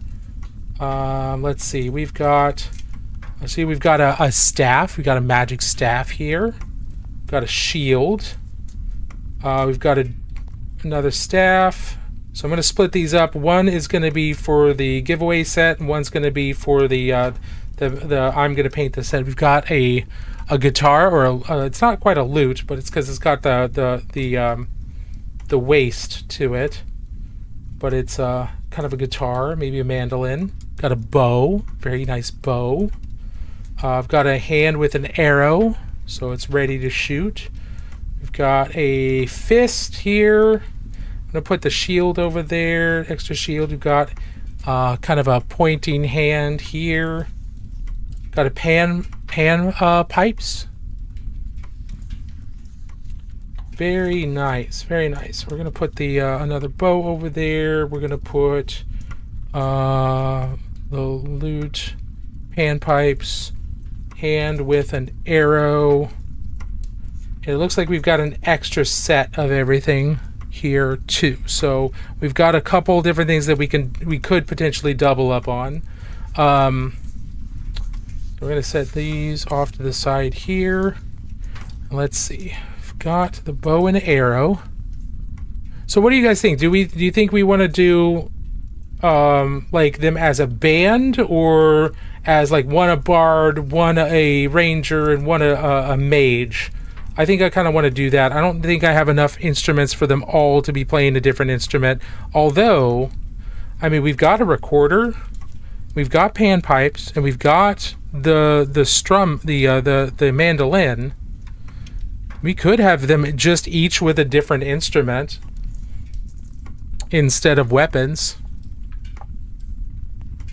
Anybody have any ideas or any preferences? I'm good with either one, and if nobody does, Oh, we're about to go into an ad. So I'm gonna leave you guys a couple minutes to think, and maybe let me know if you want them to all have a musical instrument, or a couple of them musical instruments and a couple of them like adventuring gear. But we'll come back afterwards and see what you all think here in just a second. But we're gonna take a break. We're at the top of the hour, or a little after the top of the hour, so we're going to take a 3 to 5 minute break, get some water, walk around, stretch your legs, and we'll be back in just a few.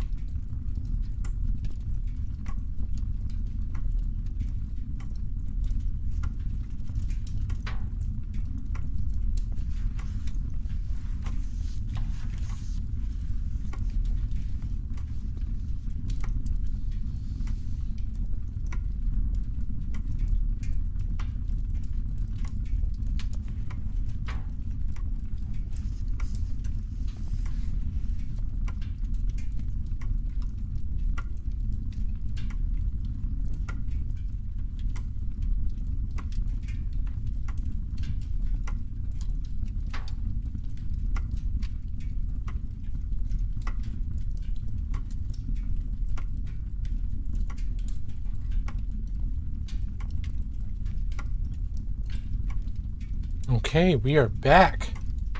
How's it going, everybody? Welcome back. Welcome back. You're focusing to Jeffrey. Thanks for all checking out my cute little guys. I'll be back in other streams. All right, Mike, thank you so much for being here.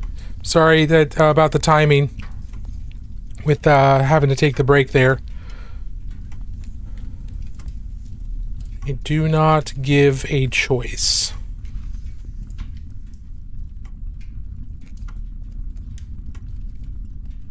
All right. Anybody have any opinions on whether or not we're going to make these guys with some adventuring gear, or if we're going to give them all musical instruments? Because we've got 3 guides and 3 musical instruments. We could definitely potentially make that work.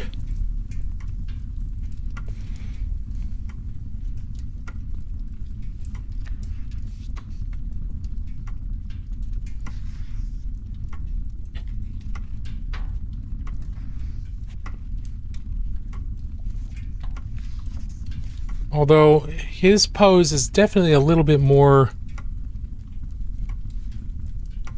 the mage.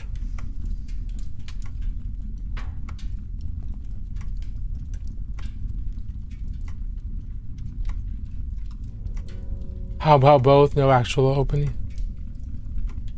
Yeah, I don't think... We can't do both. We've got 2 sets, but one of them is a giveaway, so I don't want to put that one together.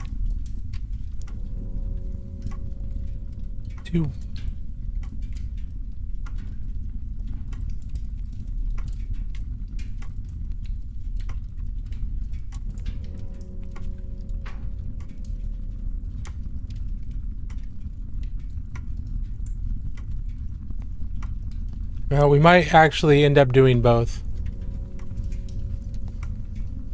Because I don't know if I have enough of the left hands to not do both.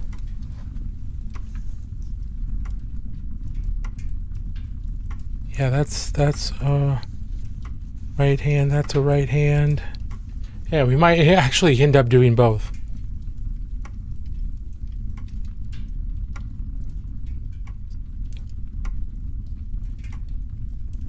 Okay, so we could do this with the panpipes, because he's like a mage with his panpipes. So as playing the panpipes, maybe he's making a light show. Could absolutely do that. So let's put that over there, and then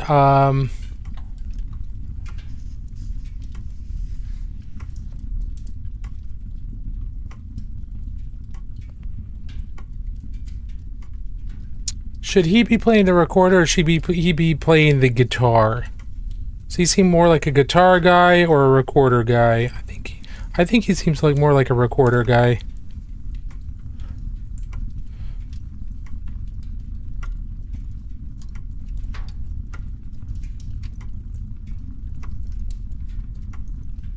Recorder, and he's also kind of dancing. I think we'll do that.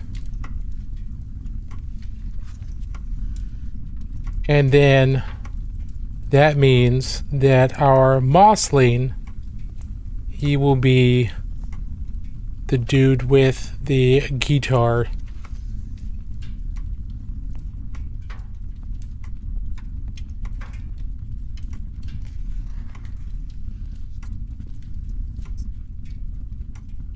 Have it dip down like that, or I kind of wanted to cross him a little bit. The other option is that he have the bow,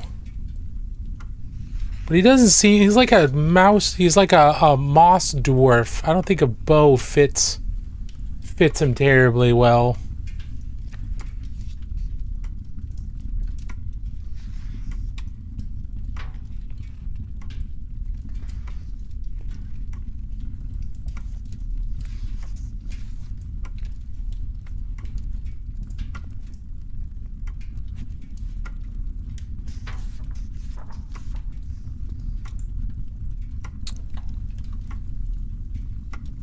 The only other issue I have there.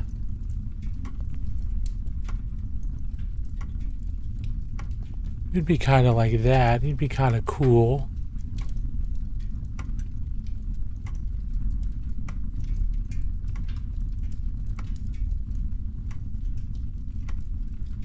I think we're gonna do this because I've got a cool idea for the bow. We're gonna do this, and then we're gonna have the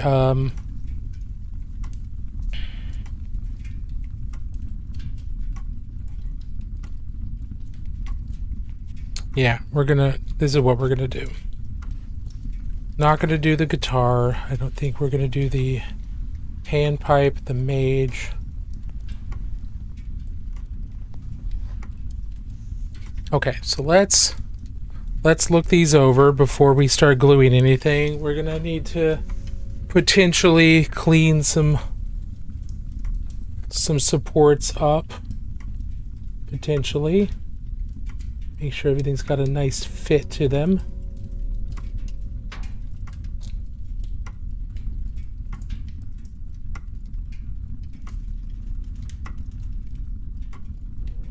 Yeah, we got to figure out how we're gonna do the giveaway, because they were Mygonid was kind enough to agree to give me an extra set to do a giveaway with. So I think probably towards the end or the middle of in a couple weeks, middle of the month, we'll probably do a giveaway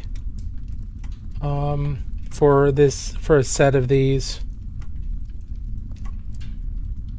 We gotta figure out a way to do that.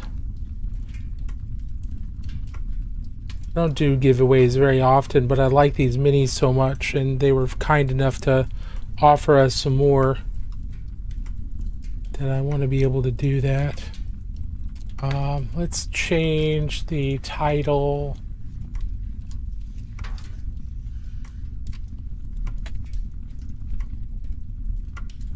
Of the stream to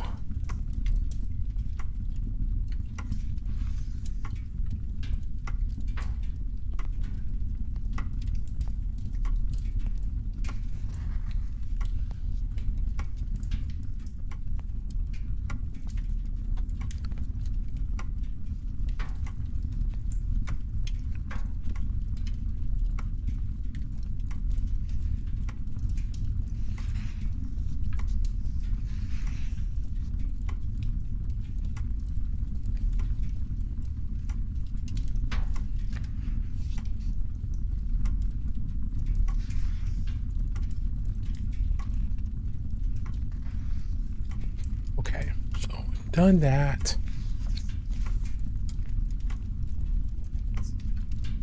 Let's do some gluing.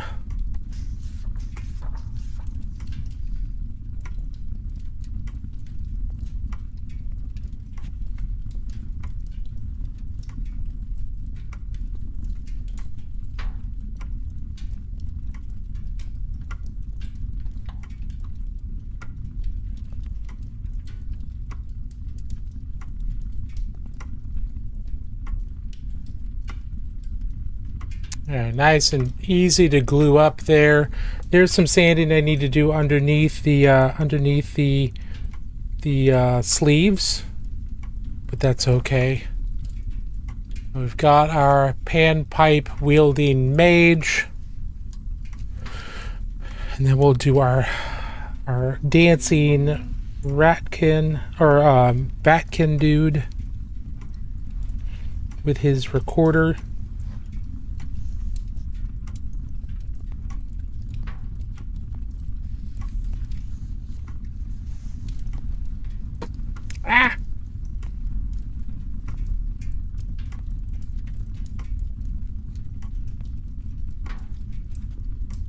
His hand flung open.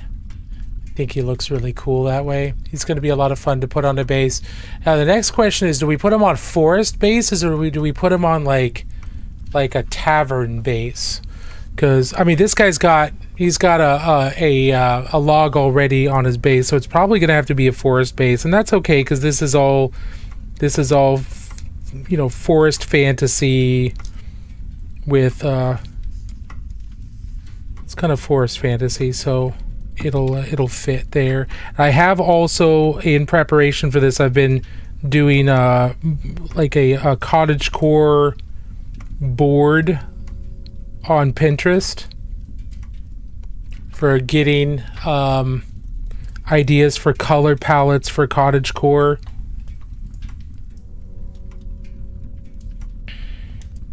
Yeah, we're gonna have this right here on his side.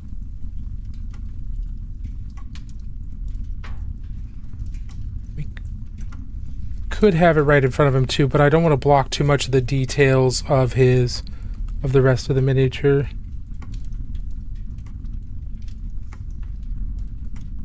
We've got his arrow.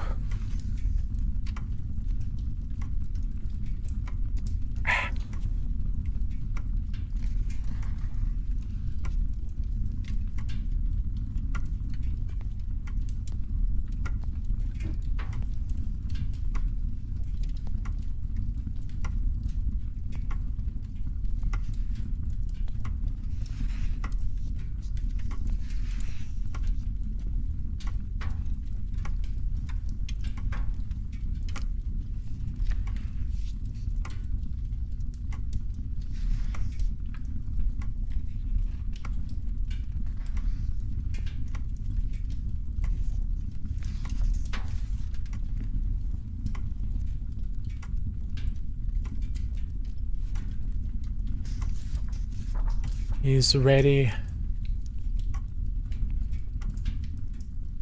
Transporting him and painting him with the arrow out like this rather than tucked in is potentially going to be a little risky, but the resin isn't super brittle. This is a better quality resin that's got a little bit more flexibility to it, so it shouldn't just snap at the wrong breath. But it is something I'm going to need to be aware of here. So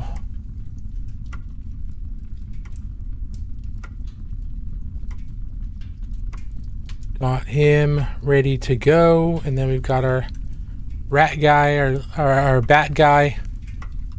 Which I'm honestly the most excited about painting him. The mossline's going to be really cool, but the bat guy I'm honestly the most excited about. The goat is super straightforward, really nice.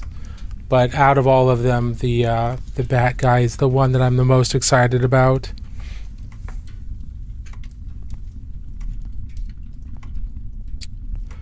Alright, so we got those all set up. TikTok, I don't know why you think I'm inactive. I've been talking and moving this entire time. Fix your AI, sir. Fix your auto mods. Let's set these back in here.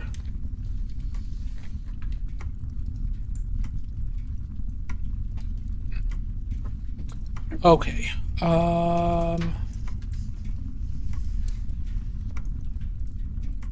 Do I have close to hand 25 millimeters?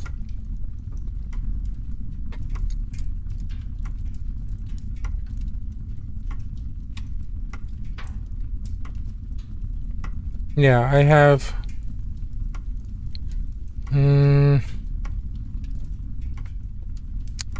The goat guy doesn't fit in 25 millimeter very well. We might put him on a slightly bigger base. These other two fit into 25 millimeter, but we might put them on 28s. I believe this is a 28. Or we might just put the goat guy on a 28. Yeah, that fits him better. So if I have 3 28s, we'll probably put them all on 28s because he doesn't fit on a 25, which is unfortunate because that means the bases are all going to be slightly larger than an inch. But it's not the end of the world.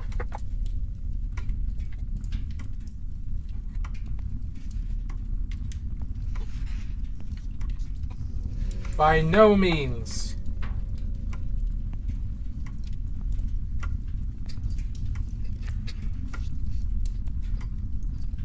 These are all 32s. That's much, much bigger than I wanted. Do I have more 28?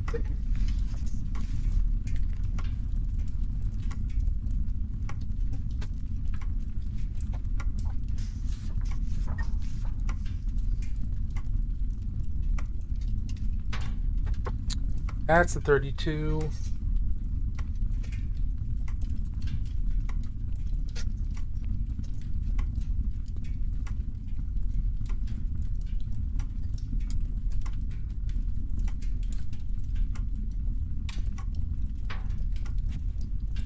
I believe that is also a 32.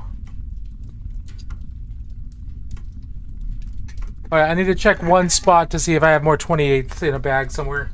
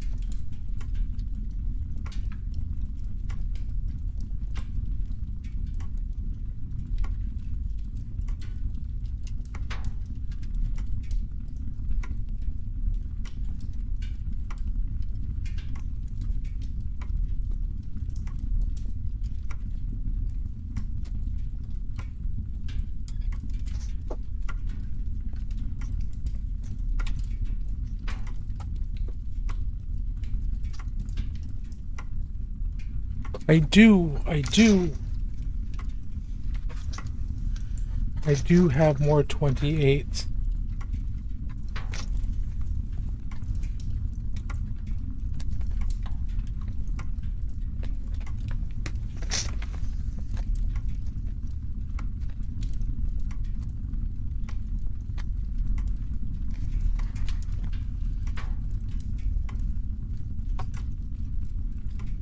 Pull these out of their bag. Their bag from China. From bootleg 28 millimeters. Put these back.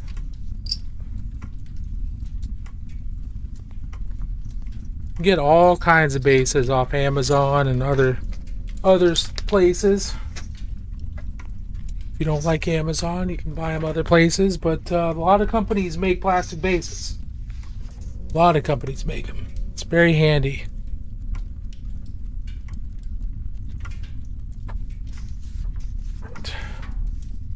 One of the modeler's best friends is an emery board to smooth certain areas out, like the bottoms of feet on a 3D print.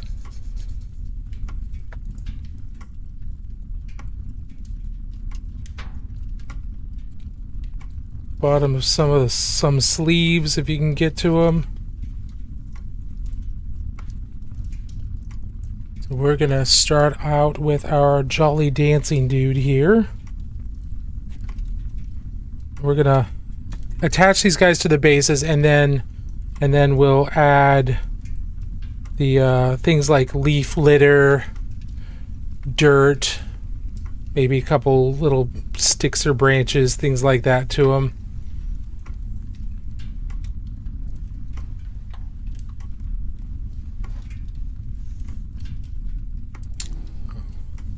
Set him there. And then let's make sure the bottom, the mossling's feet are flat, and then we'll that. You don't need a lot of glue. Don't need a ton.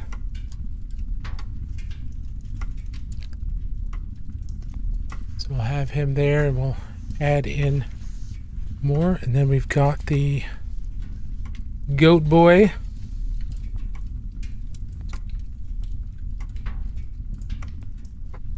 I'm reading the latest book in Dungeon Crawler Carl, and every time I look at the goat guy, I keep thinking Prepotente. Is one of the characters in Dungeon Crawler Carl, who is a goat man. In fact, a mage. In fact, a highly intelligent goat mage. Who did not start out as intelligent. He started out as a regular goat. But got upgrades through the dungeon. And is now a fully sapient goat mage. And is pretty annoying at first, but he ends up being pretty funny.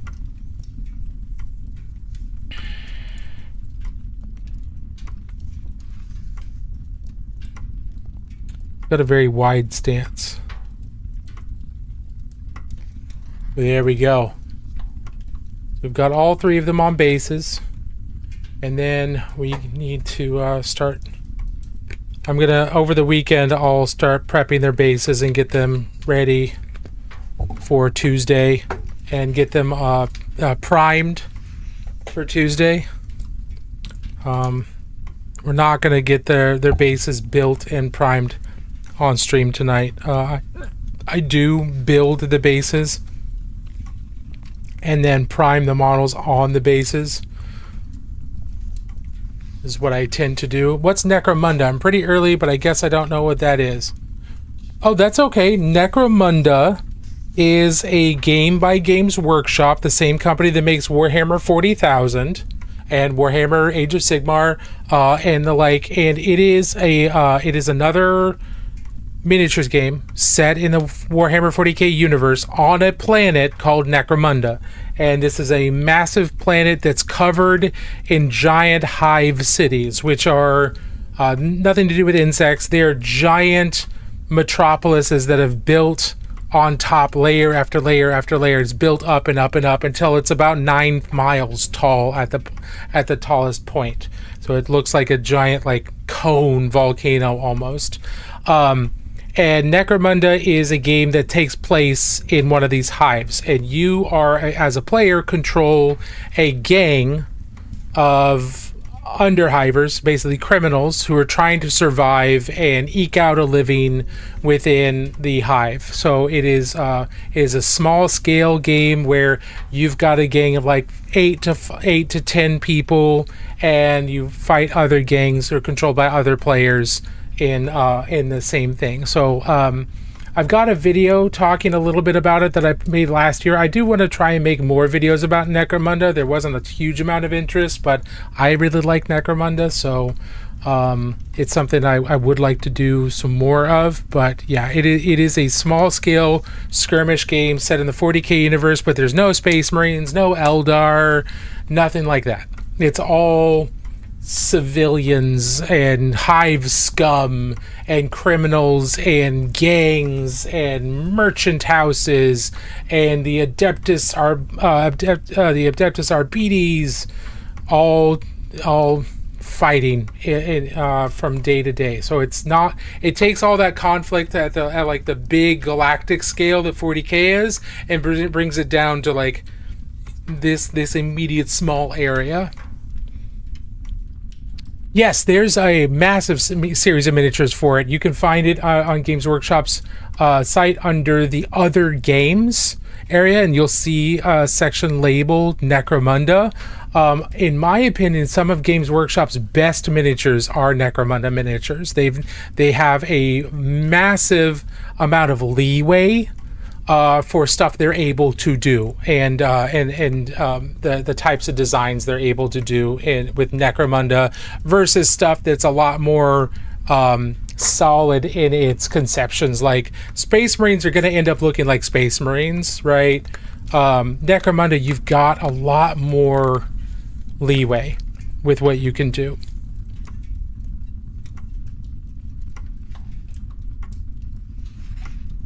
Yeah, no, happy to answer. So we're gonna just take some of this Bear Cavalry ground cover here, and we might as well just slap some of this down. Will be a good start. And this is gonna look like mud for now, but it will, when it dries, it'll dry out all textured.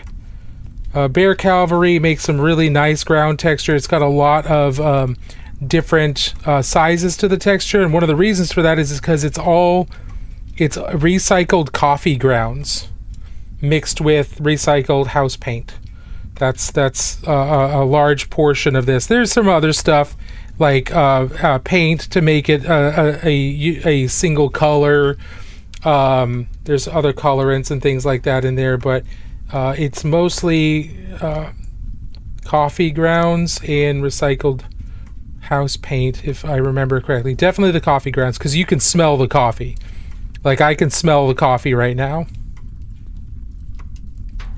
But because it's the recycled coffee grounds, it's got a wide variety of textures and shapes and sizes in the grit that is being put down. So it makes a really nice organic looking start to any base. And then you can, of course, add more, remove stuff as you go. So we're just going to start out with this, let this dry. Usually takes a few hours, if not like overnight. And then I'll have a place that I can start on doing a lot more tomorrow. And I kind of want to have this pile up next to the log. I want it to be thinner around his feet, so I won't do as much. I won't make it as thick there. I may add more texture here and there as well with some of the other materials that I have, but this is always a really good place to start.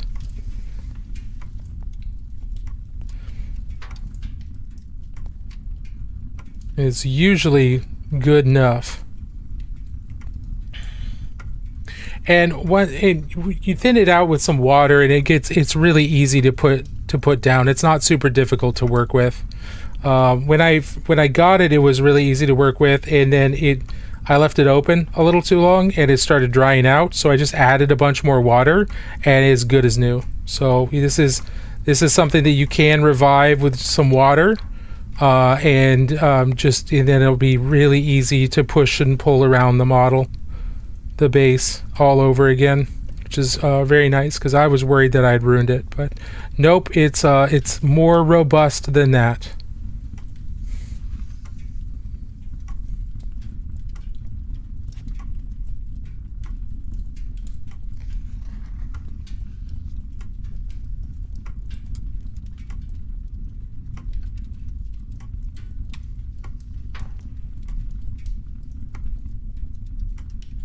We'll let that dry. What particular model or series of models are you working on now? I am working on some brand new models that just released from a sculptor that I know. These are models that they're part of his a new line called mouth is drying, with the Wolmendoot. And these are, if you've heard of the RPG called Dolanwood, these could absolutely be used for Dolanwood. The races are very, very, very similar, uncannily similar, you might say. But he obviously can't make exact copies of any of the stuff from Dolanwood, so he's making his own that are compatible. And this is a batkin or a bat guy. And these are all kind of whimsical, dark cottagecore fantasy minis. This is a goatkin here, and we worked him out as a mage with a penchant for pan pipes. This guy is a cute little. He's dancing along, playing his recorder, and then we've got our mossling, which are kind of like fungal dwarves. They fit kind of an ecological mix of like druidic dwarves, but they're almost fey creatures. They've got wood type of their skin is bark-like. They've got moss growing instead of hair. They have mushrooms growing out of the moss. The plenty. Oh yeah. Yeah, the plenty. I was just talking about Prepotente. So every time I see him, I think about Prepotente. But the plenty is also true. I'm in. I think I'm halfway through book 8 right now. So there's some stuff that's happened with the plenty just recently. But yeah, every time I see him and making him the mage is just like, yeah, he's Prepotente. We'll probably paint him like Prepotente.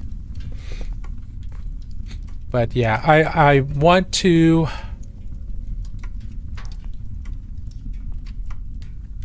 I believe you are correct. Yeah, I believe you are correct. I haven't looked at the Dolanwood stuff recently. I did do some research, and I need to do some more research, but yes, I believe you are correct. These are all based on races from Dolanwood. But because he can't make, he can't make like official copies of him, he's starting these out as a new line called the Wolmendoot models, and these are just the first 3.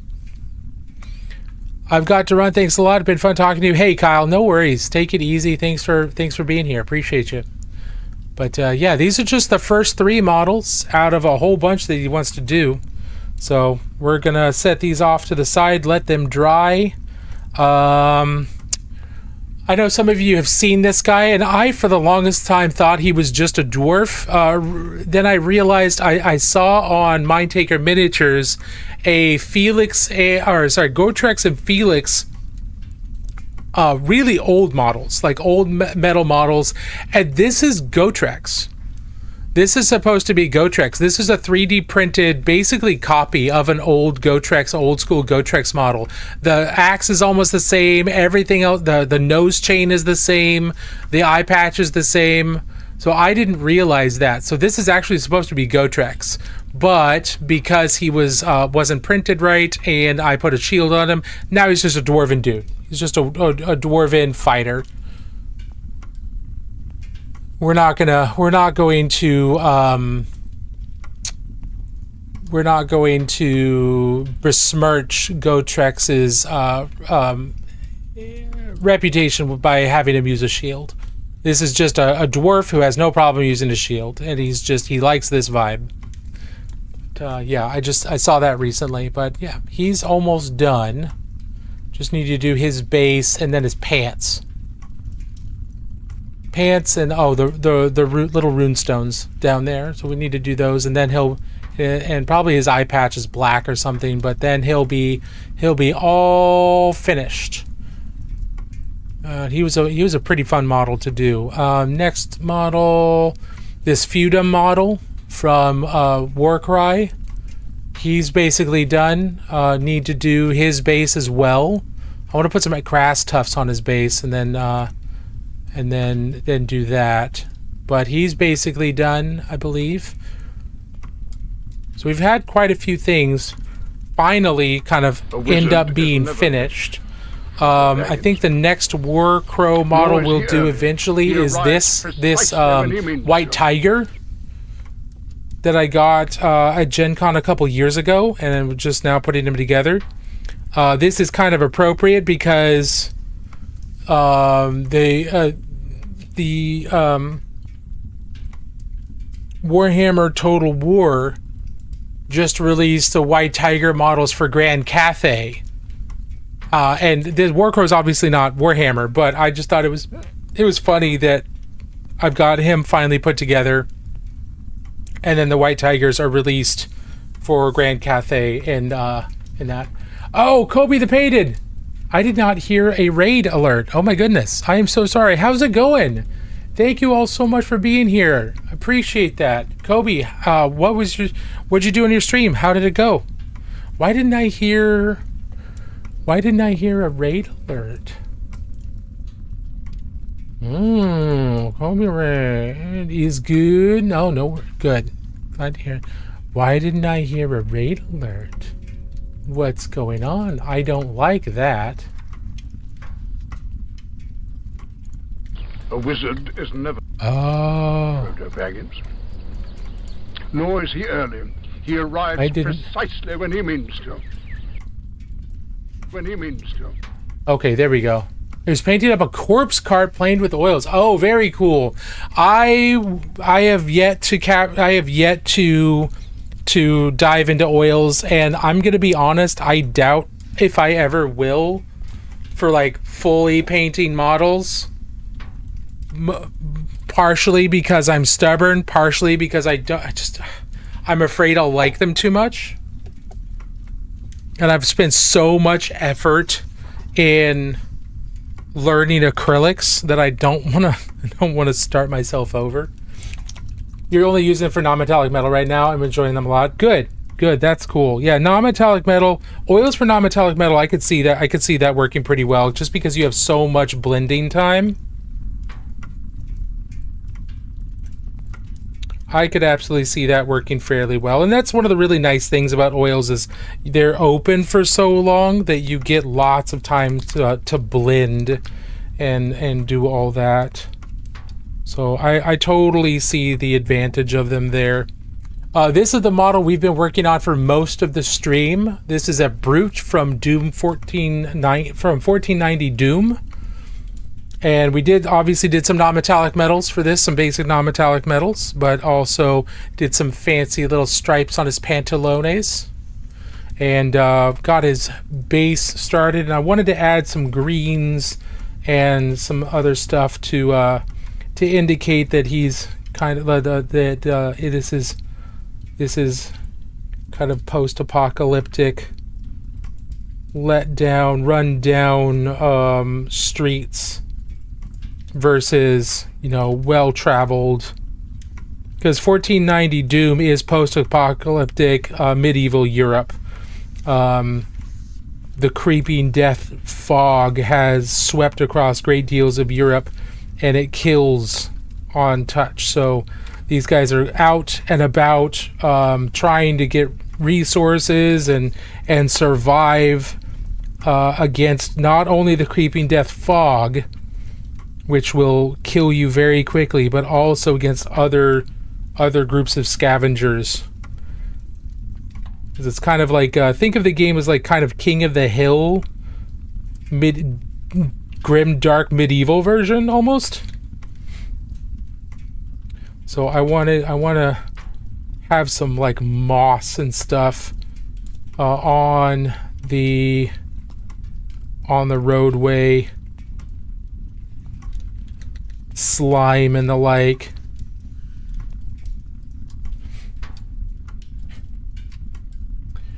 You haven't done a deep dive yet? Yeah, I hadn't done much of a deep dive yet. I picked this model up at Adepticon because it was an event exclusive, and I'm a sucker for those. And I was like, hey, I wanna put this guy together. Plus, he could be using a bunch of other miniature games as well, like Mordheim, a bunch of other ones. But I wanted to look into it. I started watching a couple battle reports of it. It looks interesting. It's really straightforward. It's not like I don't think it's a super sophisticated game, but the vibes are immaculate, which I like about that quite a bit.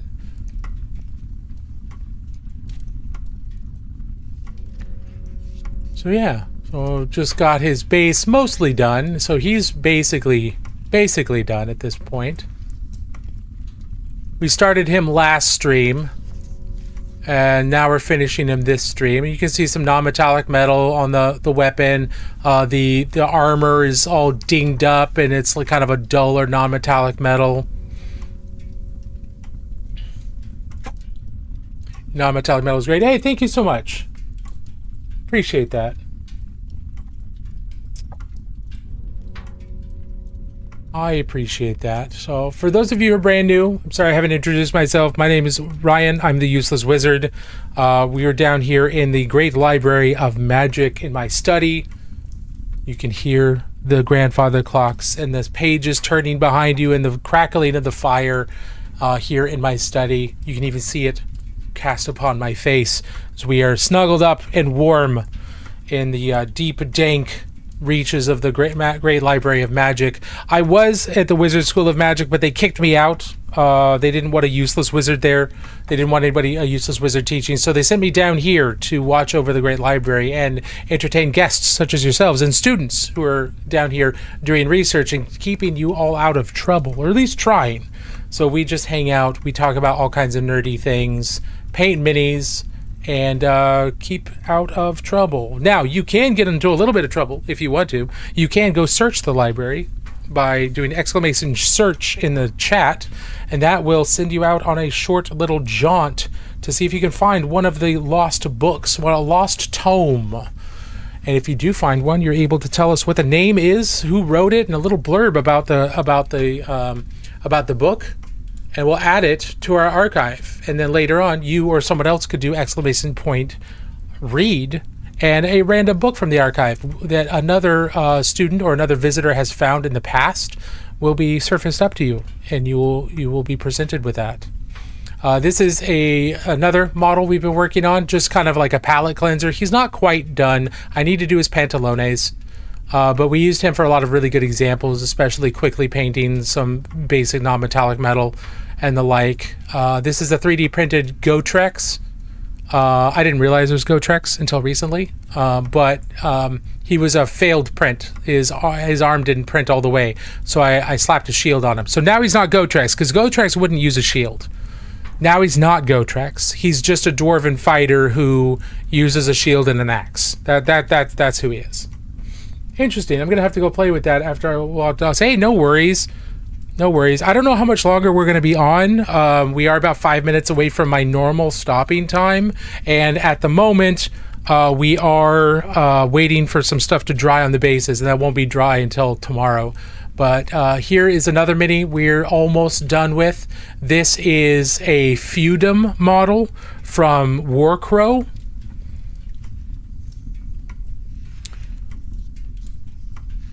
And he is a knife fighter in full plate, which is really cool. The whole Feudum faction in Warcrow are very, very Crusader Bretonians. That's kind of what it feels like. A lot of them have almost full plate. So very late medieval, almost early Renaissance type of feel to their armor and their stuff that's put together. The other model we've done with this is this dwarf. He is from the Mount Haven faction in Warcrow, and we just finished him the stream before last. And definitely he's not recognizable by any means. He's not a recognizable person at all, but he is a war augur. So he uses divination and auguries in combat, and yeah, really like the vibe of these models. These dwarves have a distinctly Asian flavor to certain parts of them, which I like very much. And then what we've been working on, the bases we're working on, are these Wolmendoot miniatures that a local artist has been sculpting, has just released them on their website and asked me to paint up a set of them. So we're going to be painting up a set of these woodland creatures for a kind of a dark cottagecore fantasy setting, very similar to Dolanwood. In fact, it could be just Dolanwood, but this is a mossling. You saw a goatkin before, and then we've got our batkin, or a bat guy here, and we've equipped them with a couple musical instruments and some adventuring gear. These are just the first 3 minis. Yeah, exactly. These are just the first 3 minis for that set, for that line, so we'll see how the rest of them do. But yeah, going back to the War Augur, one of my favorite pieces of headcanon, I don't know if this is true, but they've got lots of origami or paper, like what are classically paper shapes or paper folding. For a lot of their banners are paper folded chains. And in my head, and again, I don't know if this is accurate, because there's not a lot of lore out for these guys yet, especially for things like this. But in my head, they don't use paper. They do the origami with sheets of metal because they're dwarves. So in my mind, this is actually folded gold, and they've got folded silver and things like that to make up the some of their armor, but also some of these shapes. Now, it could be just that instead of folding it, they just cast it in these shapes. That is entirely possible. But I love the idea of them actually just folding sheets of metal like origami. I think that is awesome. That is such a cool vibe. So that's my headcanon. That's my headcanon for these shapes. Hey, your title makes it seem like I should ask your miniatures questions about painting. Oh, ask your miniature painting and necromunda lore questions. Yeah, I should probably rephrase that, shouldn't I, Squash? I could make that clearer. I could absolutely make that clearer. But hey, I mean, feel free to ask your miniature. If your miniature answers, don't panic. You're probably not crazy, but you could be. I'm just putting it out there. Like, you're probably not, but it is a distinct possibility that if your miniature answers your question, that might be a cause for concern. Hey, miniature, what kind of paints do you like? Well, as a miniature, I really enjoy pro acrylic paints, army painter fanatic paints, and of course P3 paints. Those are my preferred types of paints. I'm mostly painted with pro acrylic this time around, but there's definitely some army painter in here. I just really like the vibrancy of them. A plus man. Yeah, no, that's he had a really good answer.